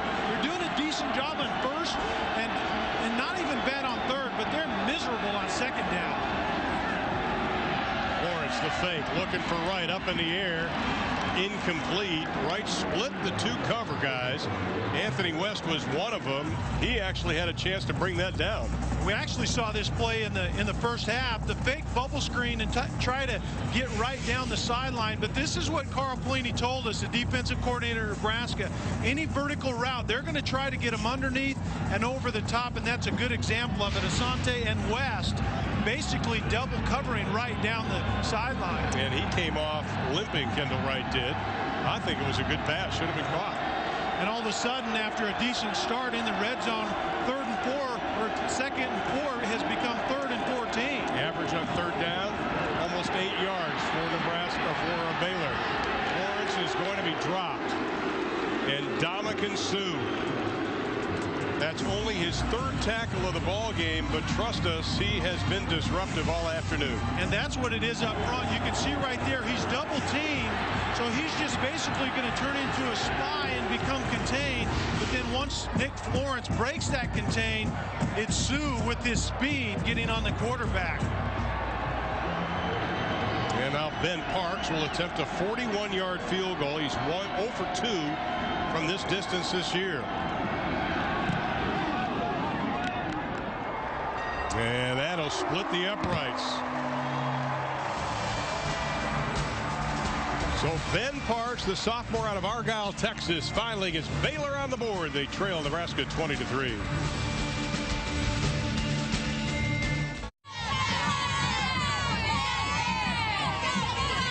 Welcome back to Waco, Texas, where the Baylor Bears get on the board for the first time this afternoon. Ben Parks, his first field goal over 40 yards this season. But it's 20-3. Nebraska on top, along with Lewis Johnson, Kelly Stoffer. I'm Ron Thulin. Hope you're having a wonderful Halloween day. Is that what it is? It is Halloween day? Which is fitting when Christmas Eve day. And well, it's fitting that Oklahoma State and Texas are playing, because there'll be a lot of orange up there tonight. Orange, I'm sorry. From about the 2-yard line, here's Tim Marlowe, and he takes a wallop. Pushed back to the 15-yard line. And some of our crew members' kids that we have forced our kids to dress up. And that is our producer's little daughter. Isabella, and his other daughter. That's Kate. Some of the costumes are pretty good. That is actually one of our crewmen's daughters. My two daughters. Who is that? There's my that is not Kelly. That is your son. Yeah, Max is all of 13, and he's going on 6 feet tall. And the rest of the posse there, that's nice. We all thought it was you. We first saw it. How many trick-or-treaters out on the ranch in our place? Yeah, I was going to say, unless they're a cow. And the Baylor defense coming up strong. Robinson. There's a little energy out there right now. Do you sense that? Well, you know, it's talking to the Baylor players on Thursday. They were frustrated. There was a sense of frustration because they know they were better than that. And I'll be honest with you, the Thursday practice was one of the most spirited practices I've seen this year. These guys were getting after each other. And you got to, tip your hat to the coaching staff on that. 2nd down and 9. Green swings it out to the left side. Passes complete to Kyrie Cooper. Up to the 23-yard line. Jordan Lake with his 4th stop of the afternoon. But I like this Kyrie Cooper. Drafted by the Los Angeles Angels back in '08 as an outfielder. An outstanding prospect in football, too. He's one of those young, skilled position players for Nebraska, but I think Cody Green right here in these 3rd down situations, he'll learn very quickly in the Big 12 and any BCS conference. You have to get it done as a quarterback on 3rd down. Here comes the pressure. They set up a little screen to Robinson, and he is upended. He will be short of the 1st down by about 2 yards. Pavelic with 7 tackles this afternoon, the senior out of Spring Branch, Texas. And it's Jordan Lake, and now it's Joe Pavelic, those leaders on the defensive side coming up with plays in order to get off the field and let their offense get that ball back once again. There's a lot of energy right now on that Baylor sideline. These people are starting to get a little involved in this game, and this is their opportunity. You have to get it while the getting's good. The door is open. See if they can get it done offensively right now. You said at halftime, we've got to start calling Lake and Pavelic more if Baylor had a chance to win this football game. Looking up into the sun at the 34-yard line. Chris Burke down at the 35-yard line. Ron, we talked about the leaders on this team, Jordan Lake before, now Joe Pavelic coming up with a great play. Why not the defense get this emotion going in this crowd? You never know what it takes to turn the game around.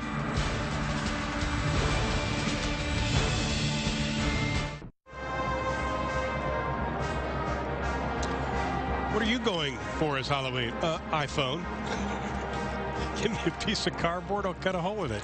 Welcome back to Waco, Texas. Nebraska trying to snap a 2-game losing skid.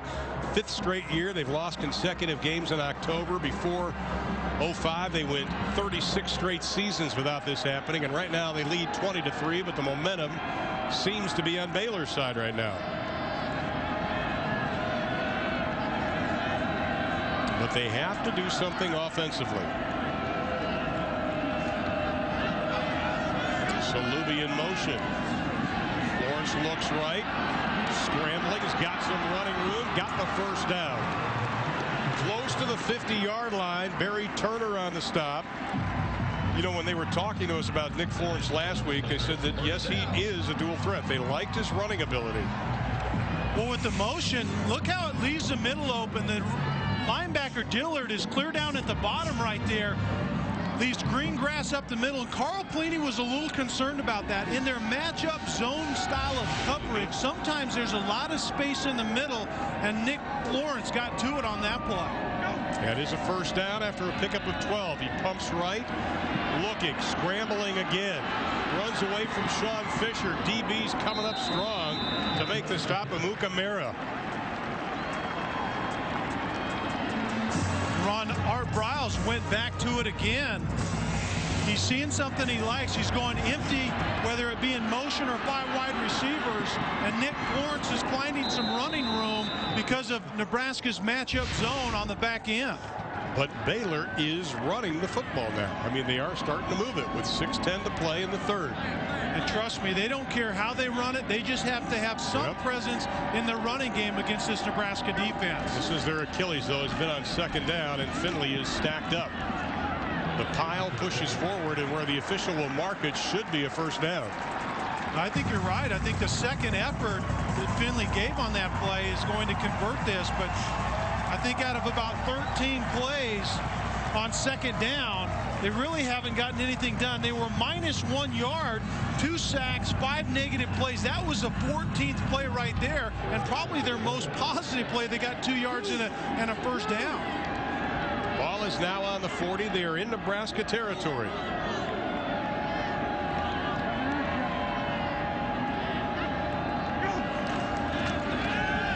Looking, here comes the pressure. He just has to throw it into the ground. What pressure put on by Ndamukong Suh, and he leveled Florence. Throw Barry Turner a little kudo in that also.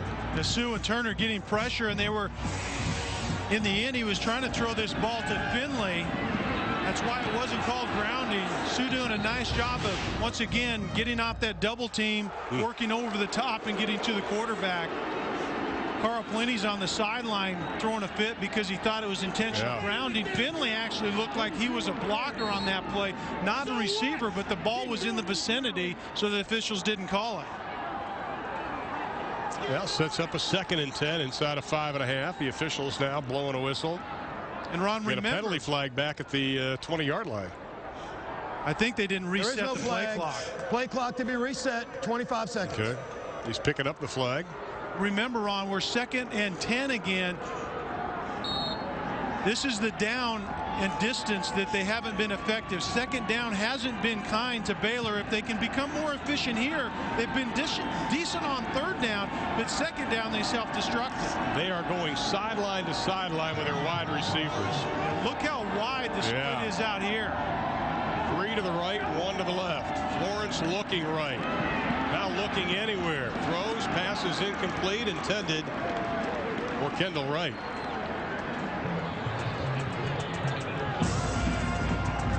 McNamara doing a nice job on the coverage, but Nebraska's secondary has actually covered very well today, especially on the deep throws down the field. We've seen time and again when Baylor's tried to take their shots.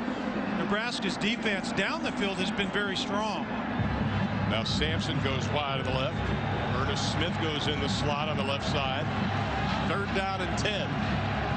Nebraska going to 3 down linemen right here and getting more into coverage. And they bring 4. Drop 7. Florence looks, throws the deep out. That's going to be incomplete. Intended for Wright. So a very promising drive comes up short. And it looks like Barry Turner is down at the 45-yard line for Nebraska. Slow to get up. His teammates help him up. I think he's just out of gas. I think the tank may be empty there. Yeah, I think they were getting after Florence on that entire series of plays, and I think he's just a little bit spent. You know, it's good to see him back. Big number 99. It looks like the old Barry Turner. Broke his leg in game 2 last year. And Bo Pelini says he has been disruptive this season. He has gotten back to his trademark, is really the burst off the field. You can see right here, I think Art Briles has said, we're going to go for it. Why not? Well, 4th down. They're 3 of 9 this year. They need 10.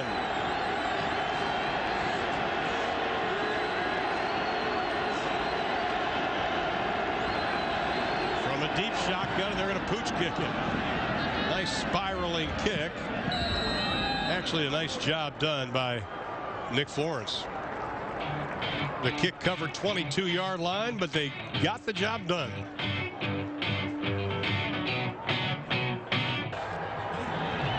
Nebraska takes over 1st and 10. Ball's on their own 18-yard line. Here is the freshman Cody Green. Has some time. He is dangerous when he runs. The wobbly pass is short. If there is one thing I think we've seen today, sometimes on the run, Kelly, he has short hopped a couple of balls. Yeah, and I think that's the young quarterback really not getting his shoulders turned toward the line of scrimmage. When your feet are moving, there's a different throwing motion that's necessary, and it's about technique, and he will get that. But there's going to be a lot of times with his mobility that he's going to be throwing on the run, trying to make a big play out of a negative play, and there's a pretty good example of it on that one. Now Baylor 7-0 when allowing opponents only 21 points or less under Art Briles. Nebraska only with 20, but Baylor's offense has got to do something. Green has some time, swings it out to Robinson. A little shake and bake, puts the head down and picks up extra yards. Nice job by the true freshman. The PBR World Finals continue on Versus. Can leader Cody Lostro hang on and claim his #1 golden buckle? Or will J.B. Mooney and the world's toughest Cowboys knock him off? The PBR World Finals continue tonight, 9 o'clock Eastern Time. That first down right there, Ron, I think was important for Cody Green in this Nebraska offense. They're becoming a little stagnant, and now they're moving the ball once again on that nice completion by Cody Green. 19 yards for Robinson. Green looking, going down the far sideline. He was able to connect earlier in the day to Niles Paul on that play. This time to Brandon Kinney. He overthrows him. Brandon Kinney matched up on #8, Tim Hutchinson, and actually it was kind of a double move. Cody Green got a little impatient on that play. There was more time there. Let it develop. You have a big arm, you can throw it down the field. He let it go a little bit too soon before he really knew the angle of his receiver. Talking to Ron Brown, the tight ends coach, longtime Nebraska assistant. And that brings up a 2nd down and 10 from the 37. Baylor with 8 in the box. They are jamming the line of scrimmage, and we've got a timeout by the Huskers. That'll be their first time out of the second half. Let's check in on the sidelines with Lewis. Hey guys, we were talking about Halloween costumes early, showed all the families. Did you guys by chance share the photo of you before the game? You were trying your costumes out, right? Did you you didn't show everybody that? Oh my. I don't understand why you didn't share that photo with America. Yeah, great. That is wrong. That's my Sunday church outfit, man. That is so boy. Oh, brother. Okay, Kelly. Yeah. Crew 1, us nothing. I think we've got. We don't get mad guys. We get even. Okay, just for the record there. They have the last. They always do. They have their finger on the button. No, I don't know what we can really do about that. That's wrong. 2nd down and 10 now for the Huskers from the 37-yard line after the timeout. Here comes some pressure. They throw the screen to Marcus Mendoza. They like this young man's speed as he gets over the 40 up to about the 43-yard line. The sophomore out of Springwoods High School in Houston, Texas. Last year he was a running back. They moved him to wide receiver. And then the problems with running back this year with Quentin Castile leaving the team, they moved him back to running back. Once again, Baylor's defense is back in that 3rd and 5 situation where they have to come up with a play to get off the field. Conversely, Cody Green in this Nebraska offense has to find a way to extend the drive. They haven't been very efficient here in the second half.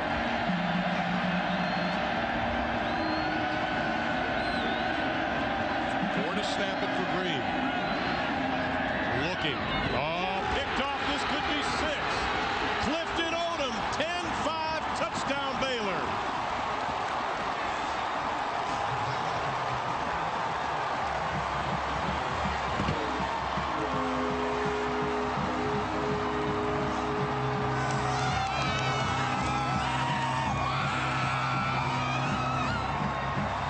First turnover of the ball game for Nebraska.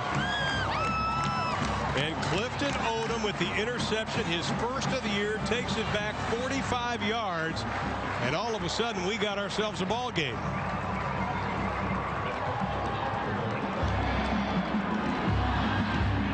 And the extra point is good by Ben Parks. Kelly, tell me what happened with Cody Green on this. Did he not have enough mustard on it? Cody Green, you can see him looking to the right initially. He throws somewhat blind and late to the flat to Kyrie Cooper. And Clifton Odom, number 20 right there, is just setting in a zone out in the flat, reading the quarterback. He doesn't have to do anything else. Right there, he can see Kyrie Cooper, number 6, coming to him. But he has a good shot of looking inside to the quarterback and just breaks on the football. And you can see the sideline is very excited about that. Gets him right back in this football game. Now the Baylor defense led by Brian Norwood, the defensive coordinator. He stressed us yesterday at many times that this defense was not going to give up. He believed in his players. He said, we've had chances. We just have to have somebody step up and make a play. Well, there's Clifton Odom right there that stepped up. And the first overt mistake by Cody Green, throwing late to the sideline, is never a good idea. And he threw somewhat blindly into a zone, and that isn't a good idea either. Now the Baylor fans have something to cheer about, but you look at Nebraska, Kelly, they forced 2 turnovers, but they've only gotten 3 points off those turnovers. This is going to be a short kick. At about the 13-yard line, Niles Paul. Oh my, does he take a hit at the 27-yard line? Now, last week, Nebraska fans, turn away from your television. We're giving you a warning because these are the 8 turnovers last week. Broke Nebraska's record for the lowest turnover margin. 8 turnovers, tied a school record. 4 of the 8 turnovers inside Iowa State's 5-yard line. 7 fumbles, they lost 5. Most since 2001 versus Baylor. God, I tell you, in all my years, that was the flukiest thing I've ever seen. Never seen anything like it. Remember, they end up getting beat 9-7. If just on one of those possessions in the red zone you kick a field goal, you win the game. Yeah. Green this time just tucks it, just moves right ahead up over the 35-yard line to the 36. Pickup of 9 on the play. And you can see what they did the first 6 games with 7 turnovers, and last week 8 turnovers. Yeah, they've done a very nice job up until last week, and that's what Sean Watson said. You know, Lewis Johnson asking me, what are you doing now in terms of taking care of the ball security? But he's like, you know, the bottom line is, until that showed up, and last week we were doing a great job. Absolutely. Now let's see how Nebraska now responds. They go with 2 tight ends on 2nd and 1. Robinson gets the first down. Let's check in with Lewis. In our conference call this past week with Pelini, he said really the team needs some leadership after that game last week, but he said he feels responsible for what happens, but he chooses to never point the finger. He says point the thumb at himself, and he challenged the players to do the same. He wanted everybody to make that self-evaluation, which is sometimes tough, but look at yourself first before you point the finger at somebody else to get this thing fixed. It looks like they've done that. Absolutely. Brandon Kinney now goes wide to the right. This team does have a lot of character, and a lot of people are trying to make out a sense of division between the offense and the defense, but it's not there. Here's Robinson. Right side, and he'll be close to the first down, about a half a yard short as we close in on 2 minutes left in quarter number 3, and the freshman is slow to get up. Well, Ron, you ask what Nebraska's going to do, how they're going to respond in this drive. Well, what they've done is they've gotten physical on the line of scrimmage in 3 very hard physical run plays, a couple to the running back and 1 to Cody Green on the quarterback draw. That's what I think Sean Watson wants to do right now, reestablish the run game on the line of scrimmage. On 2nd down and short, that is absolutely nothing doing. Austin Jones getting his first carry of the afternoon. He is stoned. Now this is not exactly reestablishing the line of scrimmage. Up to that play on this drive, they've been doing a very good job on the line of scrimmage. That time Baylor just flat out won that matchup. 3rd down. They lose about a half a yard on the play, but it's still 1 for a first down. 2 tight ends. Drew Young in motion. Look like movement right side of Nebraska. They'll back him up. I think it might have been right guard. False start. Number 74 of the offense. 5-yard penalty. Remains 3rd down.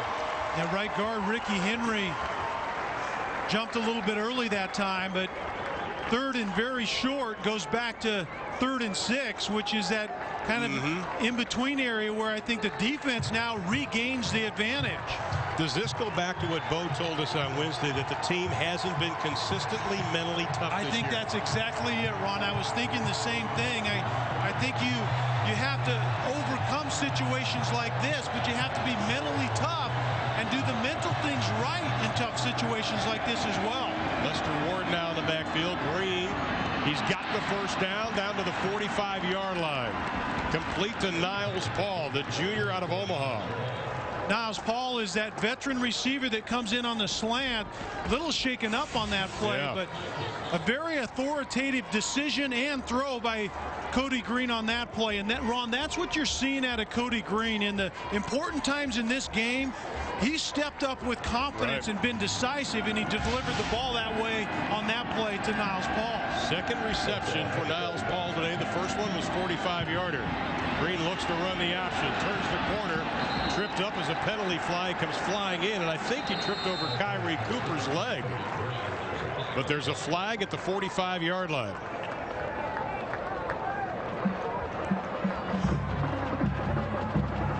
Holding number 67 of the offense. Penalty will be 10 yards. Remains first down. Center Jacob Hickman, Ron, getting called for that hold, and this is the type of situation that Bo Pelini was talking about. To be mentally tough means in this type of situation where you have a setback, you have to overcome that by doing the little things right and now getting that yardage back. That may be the final play of the third quarter. I think Nebraska is just going to sit on it, but it was a good quarter for Baylor. They hold Nebraska scoreless. They put up 10. The big blow, though, coming from Clifton Odom, the junior out of Arlington, Texas, his first interception of the year. He takes it to the house as we head to the final 15 minutes in Waco, Texas. Nebraska leading Baylor 20-10.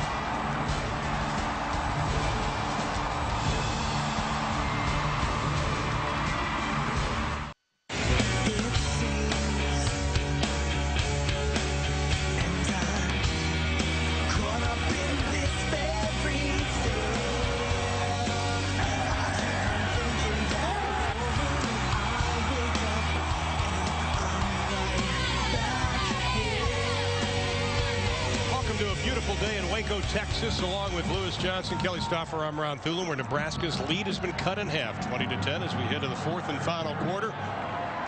And Nebraska first and 20. Green keeps it up over the 50 into Baylor territory, down to about the 48-yard line. Pick up about 8 on the play. Joe Pavelic, Phil Taylor coming up to make the stop. Pavelic, 8 tackles in the ball game already. And the true lead draw by Nebraska that time, Trey Robinson, number 27, the running back for Nebraska, leading Cody Green up in the hole, and you can expect to see more of that from Nebraska with Cody Green in there. I think Zach Lee had that ability, but certainly not to the extent that you see out of Cody Green. Last 5 drives for Nebraska, punts and an interception.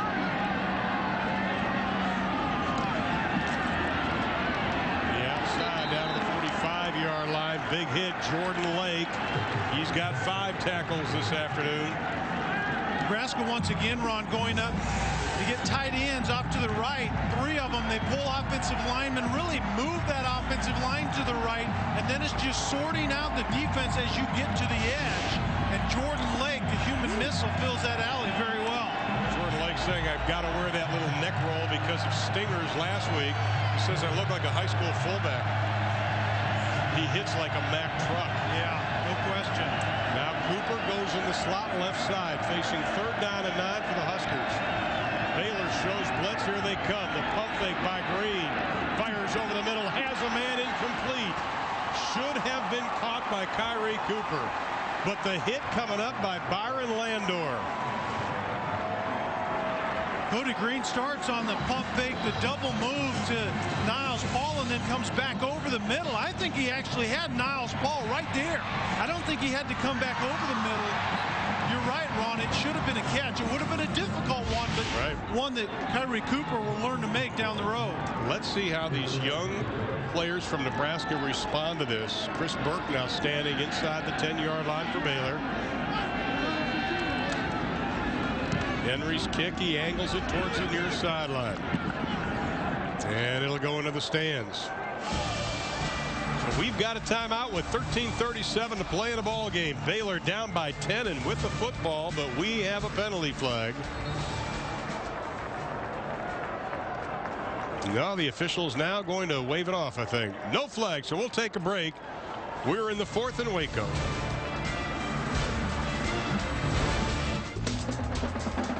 All right. We talked about smoke and mirrors. You know, Art Briles telling us Thursday, he says nobody is panicking. Yes, it's frustrating. The team isn't panicking. But you look at 153 yards offense for his offense today, and we bring up the point we started the telecast with. How is the offense going to get points now to make this even a better football game? Well, they certainly haven't had the answer to that question yet. They've been outscored by their defense 7-3. But I think they have to continue to get something out of the run game, get it to their playmakers in any form possible, the screen game, and also Nick Lawrence running the football. Well, they'll empty the backfield again. Lawrence hands it off. Then go right. Too many white jerseys, not enough green ones. Here, Allen came up with the first hit for Nebraska. That is his second tackle of the afternoon. Ron, that's exactly what we were just talking about. Kendall Wright comes in motion, becomes the running back. They get their playmaker, one of them, the football, but the result wasn't very good. You still have to win on the line of scrimmage, and as we've seen, that's very difficult to do against this Nebraska front four. Dangerous field position, too, for Baylor. Chris Burke and Wright wide to the right. This is the area that Nick Lawrence has been able to exploit. When Nebraska runs out of there on coverage, watch for him to run the football. Just gets off the snap. Over the middle, complete, up to the 23-yard line to David Geddes, the senior out of Los Angeles, California. Art Briles going to an empty backfield, 5 quick receivers. Now he's coming back in with the tight end and Brad Taylor and putting Finley, the running back, in the game, just mixing it up, trying to find some way to get a play downfield against Nebraska. Lawrence rolling, buying some time, looking. Here comes the heat, and he is going to be dropped by Sean Fisher.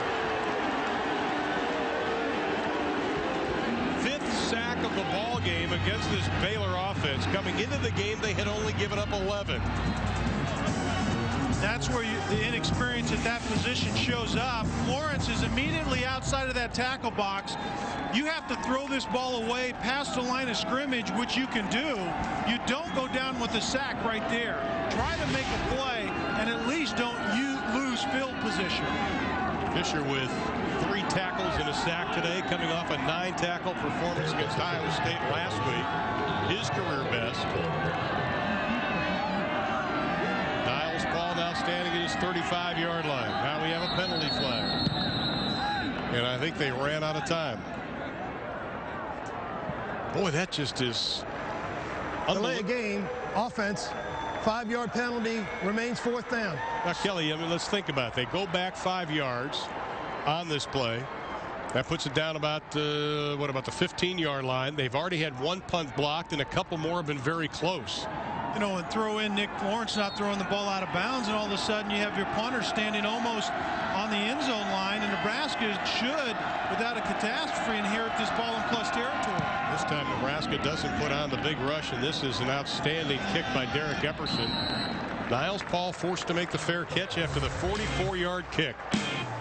11:39 left to play in Waco, Texas.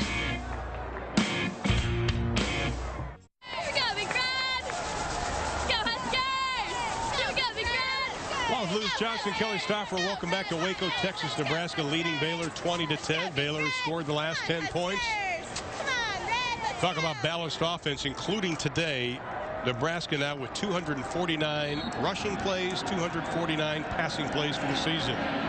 Roy Hella was checked back into the lineup for the Huskers, his first appearance in the second half. Gets back to the line of scrimmage. Let's check in with Lewis Johnson. Ron, I'm up here with the Nebraska fans, and quarterback Cody Green has about 200 fans here from Dayton, Texas, which is southeast Texas. And here's his mom, Chandra, and his sister, Ashley. And, Mom, for you, I'm just watching you watch him. What's it like to watch your baby, your son, out there quarterbacking the Cornhuskers? Oh, it's just amazing. It's amazing. What did you see in him early on? You said at 5 he was already playing up. What did you see then as a young boy? Cody has always been an athlete, and he's always been a fierce competitor. We saw it a long time ago. And an incomplete pass there, so I guess we'll continue. And what's it like to sit in the stands and watch him? I know that he's played in 4 games this season, but to see him get his first start. It's amazing. It's something that he's looked forward to, and it's something that we've looked forward to. So, you know, the Husker fans, they've always supported him, and we're just happy that they've been supporting him. And Ashley here, I don't get this one. Now, you graduated in May with a degree in marketing from Baylor. I mean, any problem with the allegiance here? Yes, a little bit. But you've got the jersey on, so I got the jersey. I'm good. I went over and saw everybody and said hi, but, they're a little torn, but I'm doing good. All right, there is a complete pass, Ron, for him. By the way, this is not jobs.com, but Ashley just graduated with a degree in marketing, and she's looking for a job. Well, she worked in the Baylor football offices, actually. Exactly. Now, Cody Green comes up with nothing on that. They'll face 4th down and about 7. After the little slip screen, didn't do anything. And again, Nebraska is going to be forced to kick it away. This is quite a learning experience for young Cody Green and all the redshirt freshmen. Yeah, the last 7 drives now, an interception, one ended by the half, and the rest have been punts. And so obviously there are some growing pains to go through. Nebraska hasn't been doing much offensively. There are catches being called for at the 21-yard line, a punt of 35 yards. And Baylor will have the football. They are only down by 10. Plenty of time left.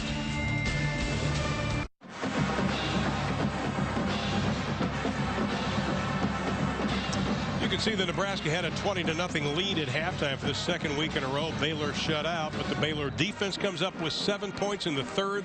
They kick the field goal, and that's where we are right now, 20-10 with 10-11 to play in the football game. Kind of similar situation for Nebraska as it was last year. If you remember, they lost 3 straight last season. Then they won 6 of their last 7, including the bowl game. Both said that there was no panic by the team then. There's no panic by the team now.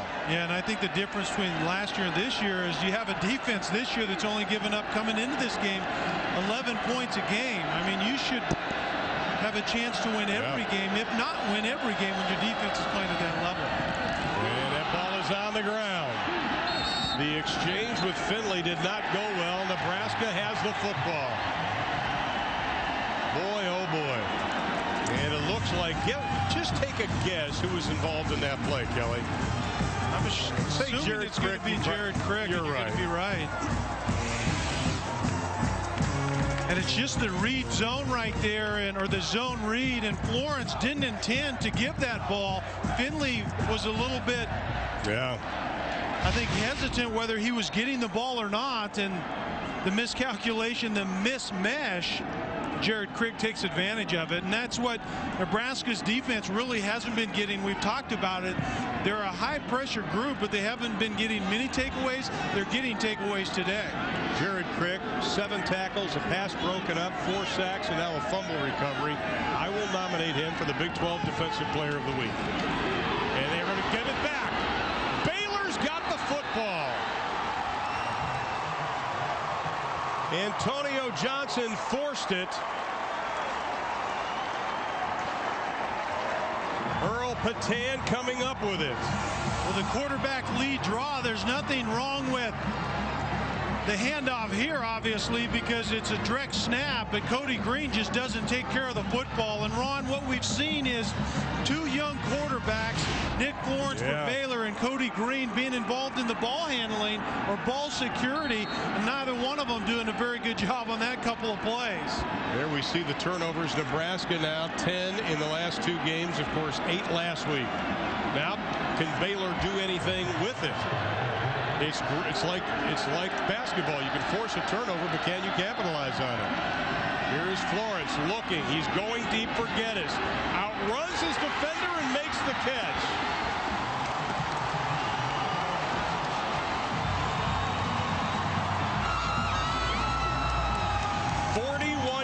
On the connection, the biggest offensive gain today for Baylor. Well, Baylor's been trying to take advantage of the one-on-one situation. Nick Florence moves a little bit to his right. The double move down below to David Geddes to the left, matched up on Amukamara. Nice throw, nice catch. And this time the defense stonewalling after the quick play. They couldn't even set the chains, and Baylor ran the play. That is exactly what Carl Pelini told us on Wednesday, Kelly. He said, these guys are going to throw the ball up to these speedsters, and it scares me because their defense, they're worried about their quarterbacks. Well, what happened on that play, when the quarterback, Nick Florence, moves a little bit to the right, the safety help over the top had to respect the quarterback movement. It left one-on-one down below with Geddes and Amokamura, and they took advantage of it.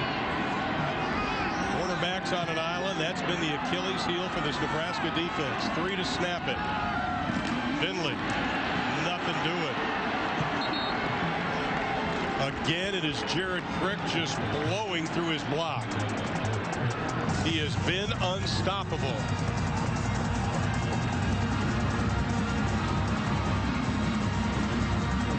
Second down, or third down, I should say, and about 7. Now Kendall Wright goes in the slot, top of your screen.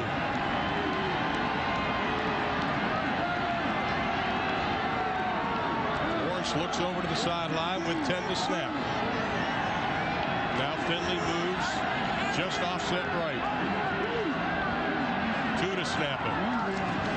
Lawrence looks for Finley, swings it out, breaks a tackle, leans forward to the 25, ball's on the ground, but they're saying he was down.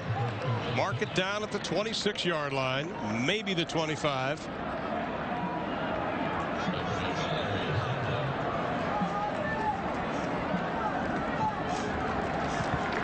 And it'll bring up a 4th down. Jared Salubi checks into the lineup, and they'll go for it again.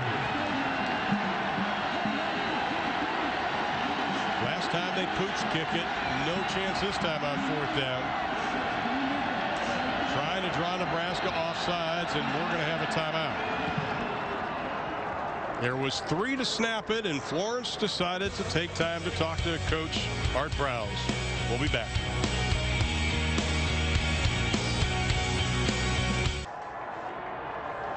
All right, thank you, Bill.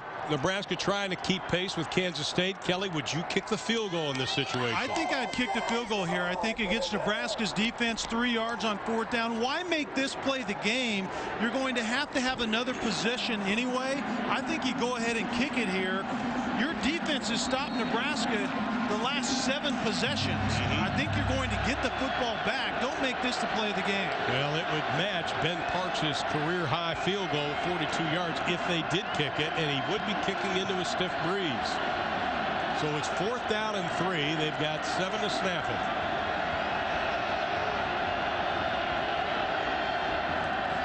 Lawrence looks, throws, pass, caught. David Geddes inside the 20, inside the 15, down to the 12-yard line.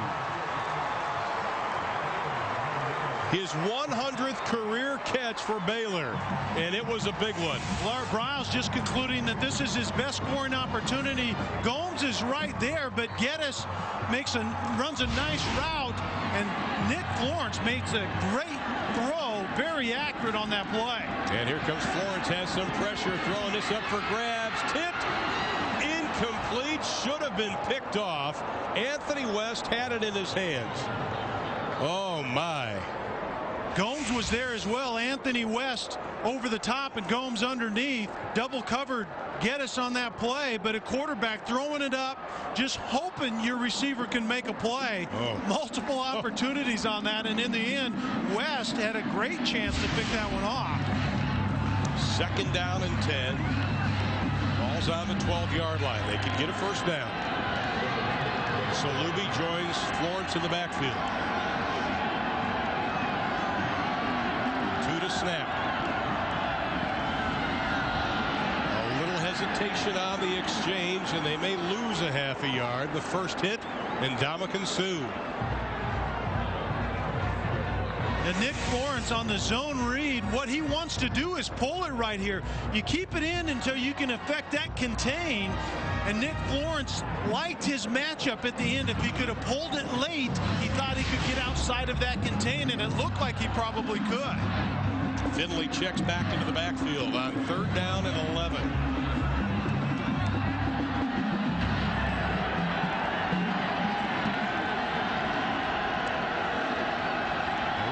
Kendall Wright looking to throw it. He's a former high school quarterback. now he scrambles, gets a block, takes it down the sideline, and he skips out at about the 8-yard line. Jay Finley lowered the boom on Jared Crick, who's still down. This is the first true gadget play we've seen all afternoon, and Wright intends to throw a throwback to the quarterback, but that hit right there. Finley on Crick. Crick has been giving him fits all day long, and that's the most violent part of this game. Happens in plays like that when there's a reverse of field, and then you have guys waiting to try to decapitate defensive players. Right there. It's amazing that Crick is getting off the field right now with that blow by Finley. Well, Finley gives up 80 pounds to Crick, but more importantly, Baylor did not get close to the first down. It's 4th down and 5 as Jared's going to be let off the field. A heck of an afternoon. 8 tackles, a pass broken up, 4 sacks, fumble recovery. And a bunch of tackles for a loss, too. We'll throw those in for good measure. Yeah, he's been incredible. Very disruptive all day long, and that was absolutely a brutal play, but it's good to see. He looks like he's got his bell rung, but got off the field by himself. That's a great sign. And now they've decided to kick it, and Ben Parks is late getting on the field, but they have plenty of time to snap it. This will be a 24-yarder from the left hash into a breeze. High snap, they bring it down, and it hits the upright.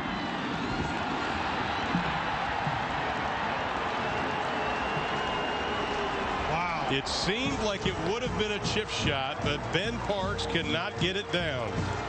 This starts left and remains left and goes off that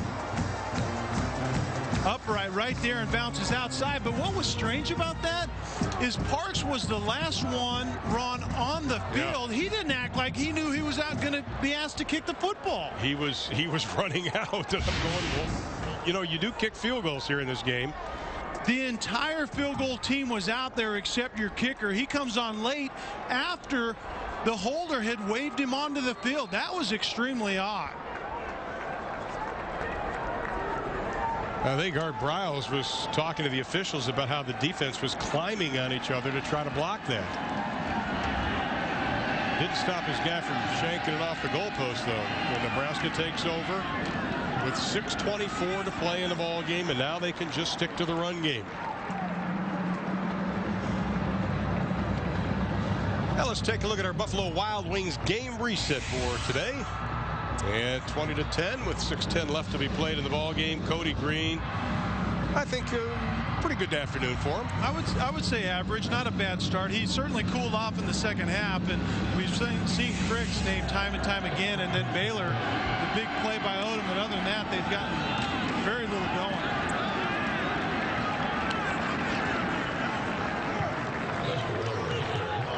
Lester Ward on the carry, getting some playing time. They said they were going to rotate backs today. They've done a little bit of it. Roy Hello looked like he may have got a little ding on the shoulder again. Trey Robinson getting some carries. Marcus Mendoza getting some carries. Lester Ward. Now it's 3rd down and a yard for Nebraska. And again, Baylor having to bring in one more player. They were one short. And Nebraska is going to be stalled right at the line of scrimmage, maybe losing a yard. Well, you'll find out what it takes to tackle the world's toughest sports jobs. Join NFL All-Pro linebacker Junior Seau as he does the jobs that make sports really work. Sports Jobs with Junior Seau. Seniors kicks off Wednesday, December 2nd, 10 o'clock Eastern, with 2 all-new episodes only on Versus.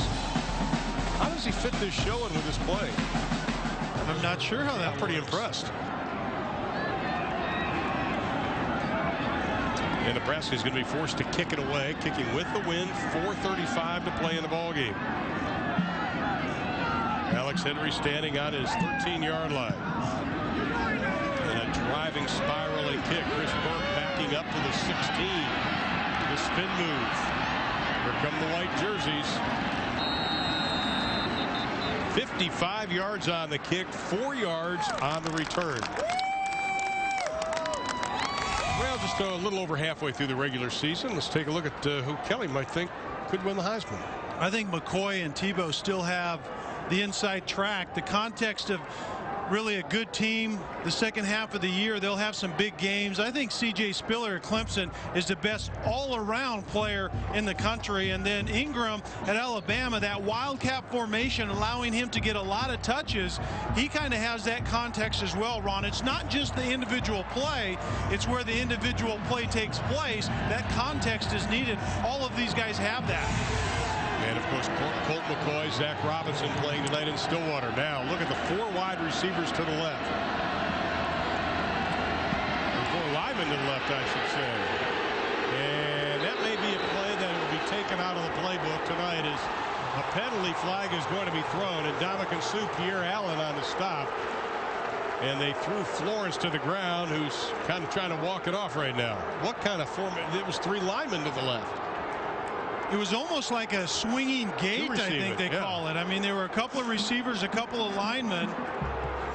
Florence fakes it down there and wanted to get it downfield somewhere else, but I think Dominican Sue had a problem with that. Personal foul, slamming the quarterback to the ground. Defense number 95. Penalties 15 yards, first down. This is tackle football, isn't it? I'm just curious. I believe the last time I checked it was. Pierre Allen gets called for a little bit too much, a little bit too late. Dominican Sue gets chopped early, gets a hold of Florence, and right now whistles are blowing, but it was in Dominican Sue that threw him down. Pierre Allen had little to nothing to do with that kind of play. 6 sacks, though, for Nebraska, but they do have the penalty, and again, Baylor confused on offense, getting players in at the last second. 4 minutes to play in the ball game. Florence looks right, the slant in, caught. Still on his feet is Ernest Smith. Up to the 45-yard line, pickup of 12 on the play. That is his 2nd reception of the afternoon, and he has been such a go-to guy this year, and him have only 2 receptions is kind of a surprise. And that's what Baylor needs right now, is kind of a catch and carry type of situation. Catch it short and then do something with it after you get it. On 1st and 10, Florence, look out. We've got a penalty flag thrown, and he is going to be dropped back at the 30-yard line. Another sack by Jared Crick. That's 5 on the afternoon if the play stands.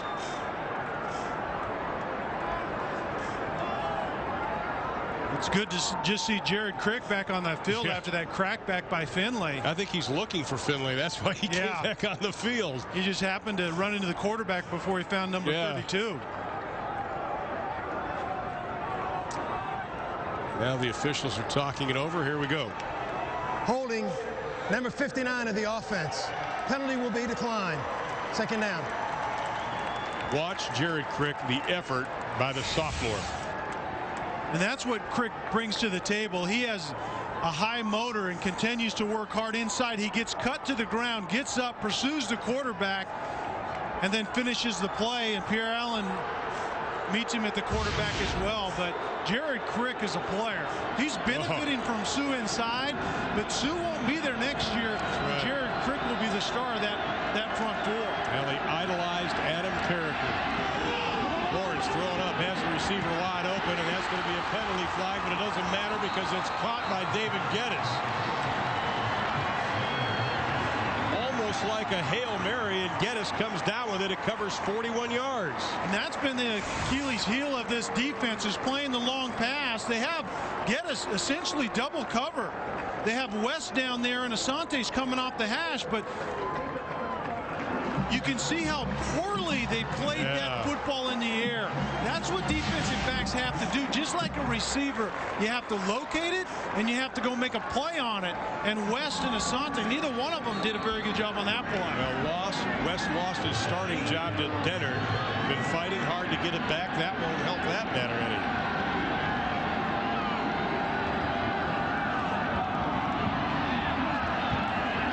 To play in the ball game. Baylor trying to overcome a 10-point deficit. Lawrence has some time, puts it underneath. Pass is incomplete. what Nebraska's doing against the 2 wide receivers to either side is kind of a twin set. They're taking 6 defensive backs and playing 3-on-2, and it leaves 1-on-1 in the middle. With the linebacker right here on Finley, it's Dillard on Finley, and that's what Art Briles is trying to get Nick Florence to exploit. It wasn't a very good throw or catch, but that's exactly where they want to attack. That one linebacker in the game is Dillard. They want to isolate him. 264 yards for Baylor. They have more yards than Nebraska does on offense. Florence going up, has a man, Salubi wide open, and he doesn't come up with it.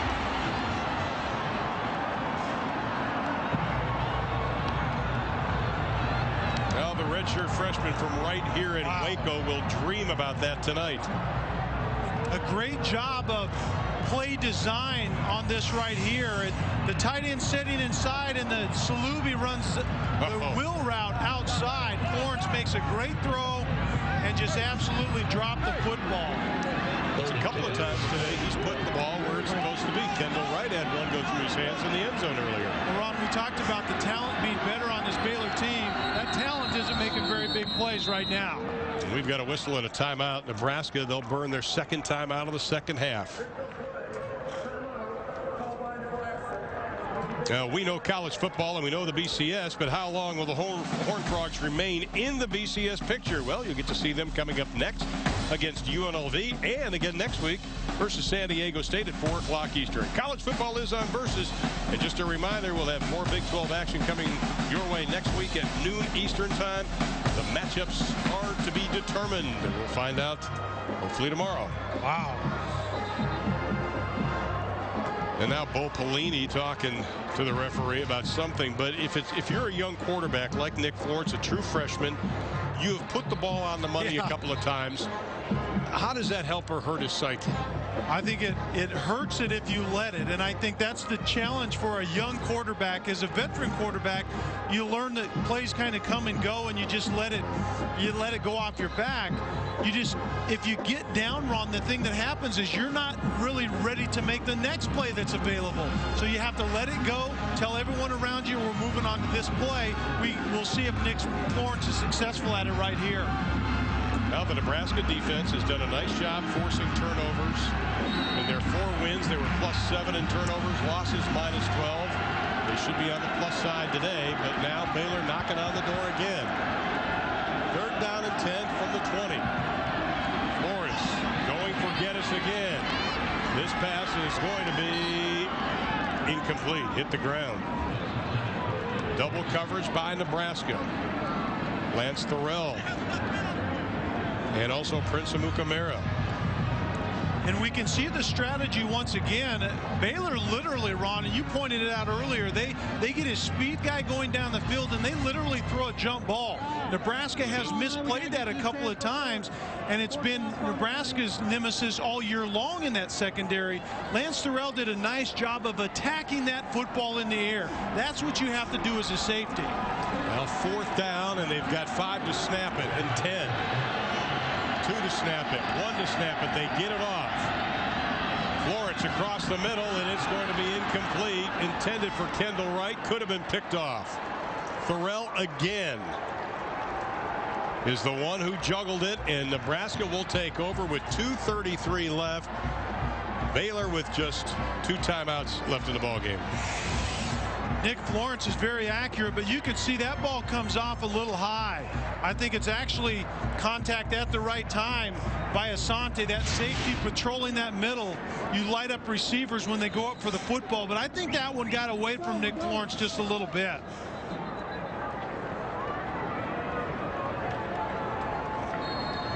Well, Nebraska will take over on the 20-yard line. Still have 2:33 left, and we don't want to say this is over by any stretch of the imagination. No. Not what we've seen this year. But Nebraska does have the football. They just need to hold on to it. Here comes Cody Green. Even though there's time left, let's first talk about Baylor. obviously a big underdog in this football game. You have to give Art Briles and all the seniors on this team that really have fought through this an A for effort. Brian Norwood and company, wouldn't you? Yeah, I think so. I think the design has been pretty good. I think Brian Norwood made some good adjustments at halftime. Nebraska's offense hasn't gotten anything going in the second half. And I think Art Briles has set his team up to make some plays. They just haven't made enough offensively. That'll be close to the first down. It should be enough for a first down at the 30-yard line. You know, Ron, think back to a couple of plays that come to mind. Kendall Wright dropped the touchdown pass down here in the end zone, and then that one to Salubi that we just saw on that wheel route by the running back. I mean, those are plays that come from the design of the play. You execute it up to the point of catch perfectly, but your playmakers don't finish the ball, finish the play. You can't do anything about that. Final 2 minutes, 1st and 10 for the Huskers. Lester Ward on the carry.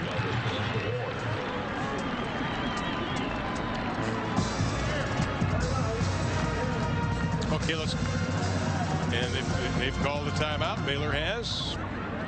Now let's take a look at our Miller High Life Common Sense play of the game, and it happened on Baylor's first possession, and it was a pretty good one as Eric Martin got in on the block on this. Bingo hung up in the air, and Justin Blatchford takes it, and he takes it to the house. First score of the ball game, and Nebraska has never trailed, and that is our play of the game. Well, let's talk about Sean Watson's offense and Nebraska. A lot of struggles. People up in Nebraska, you live there, Kelly, we're basically saying that the coach has turned stupid overnight, which I've never understood that. Yeah. You're great. It hasn't been great. Let's be very honest. Hasn't been great, but hasn't been better. No, it hasn't been great, but I think it's better certainly than what they did last week when they put the ball on the ground 8 times. You can't win doing that, even when your defense only gives up 9 points. So I think it's been better than that, and there you can see the growing pains. Cody Green's career basically has started here today. I don't see any reason not to continue that. Sean Watson is still searching for answers, kind of probing to see what works, and I think they took a step forward today compared to certainly last week. Last 7 drives, they have not scored, Nebraska. Baylor will call the timeout. That will be their last timeout of the ball game. Let's take a look at Nebraska's upcoming schedule, because obviously Kansas State with a big game tonight. They've got to play at Oklahoma. And then next week, of course, the Oklahoma Sooners in one of the classic rivalries. I wish it was every year. They go to Memorial Stadium in Lincoln. Then they have to go to Lawrence, Kansas. Mark Mangini's squad, Todd Reesing and company. Mangino, and then Kansas State.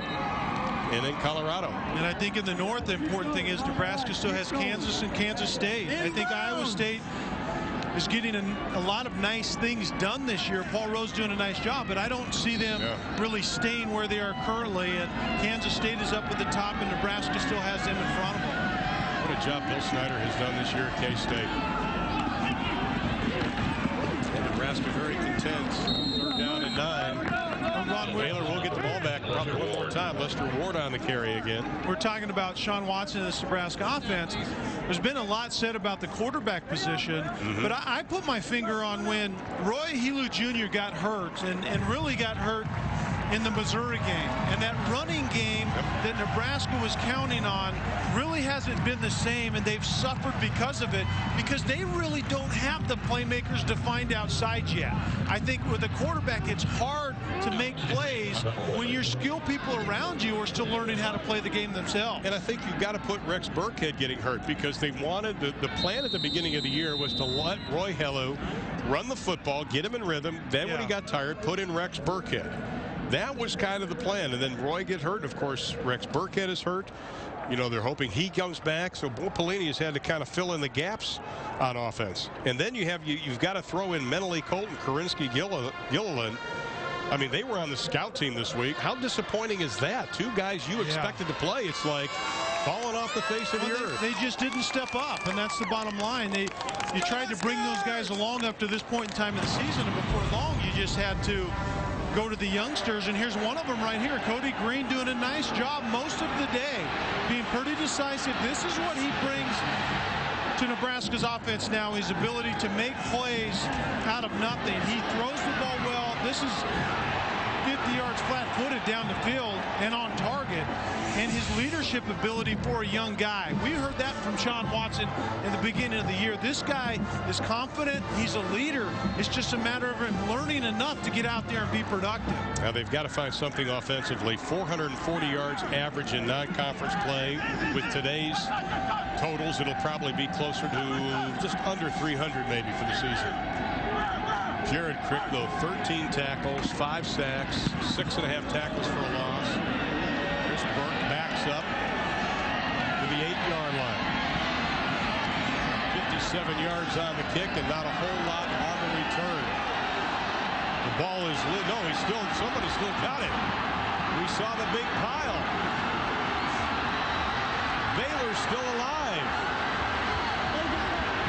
Henry tries to finally chase down Chance Casey. Boy, it looked like Chris Burke was down, and all of a sudden Casey comes out of the pile. There were a couple of different pitches on that play at the last second. Burke goes into the pile and ends up pitching the ball back. Right here, it looks like Nebraska's going to get him secured. He gets free enough to pitch the ball right at the last second, and in the end, Casey ends up with it and makes a nice play. Nebraska, Ron, almost gave up on that play a little bit too early as well. I thought they had him corralled. And Florence with 27 seconds left. Pass is caught inside the 25-yard line to David Geddes. He's had a nice day today. Ron, that quick hitch route right there. Look for the hook and lateral where they throw it to the quick hitch, the curl route, and then pitch it back. Here's Geddes. He's got to get out of bounds, and he does with 9 seconds left. Once again, Baylor out of timeouts. And remember, they still need a touchdown and a field goal to get something done here. So it may be a little bit too little, too late, but you never know in this game of football. 273 yards for Nebraska, 264 for Baylor. Final 8 seconds. Here's Florence going for his true freshman Jefferson at 6'6", and it's batted away. Matt O'Hanlon got a piece of it, so we've got 1 second left in the ball game. Lance Durrell actually on that play from that safety position, and that's what Nebraska has lacked on those throws downfield. They've been too passive. Go up and play that ball at its highest point and play it aggressively. And this will be the final play of the game.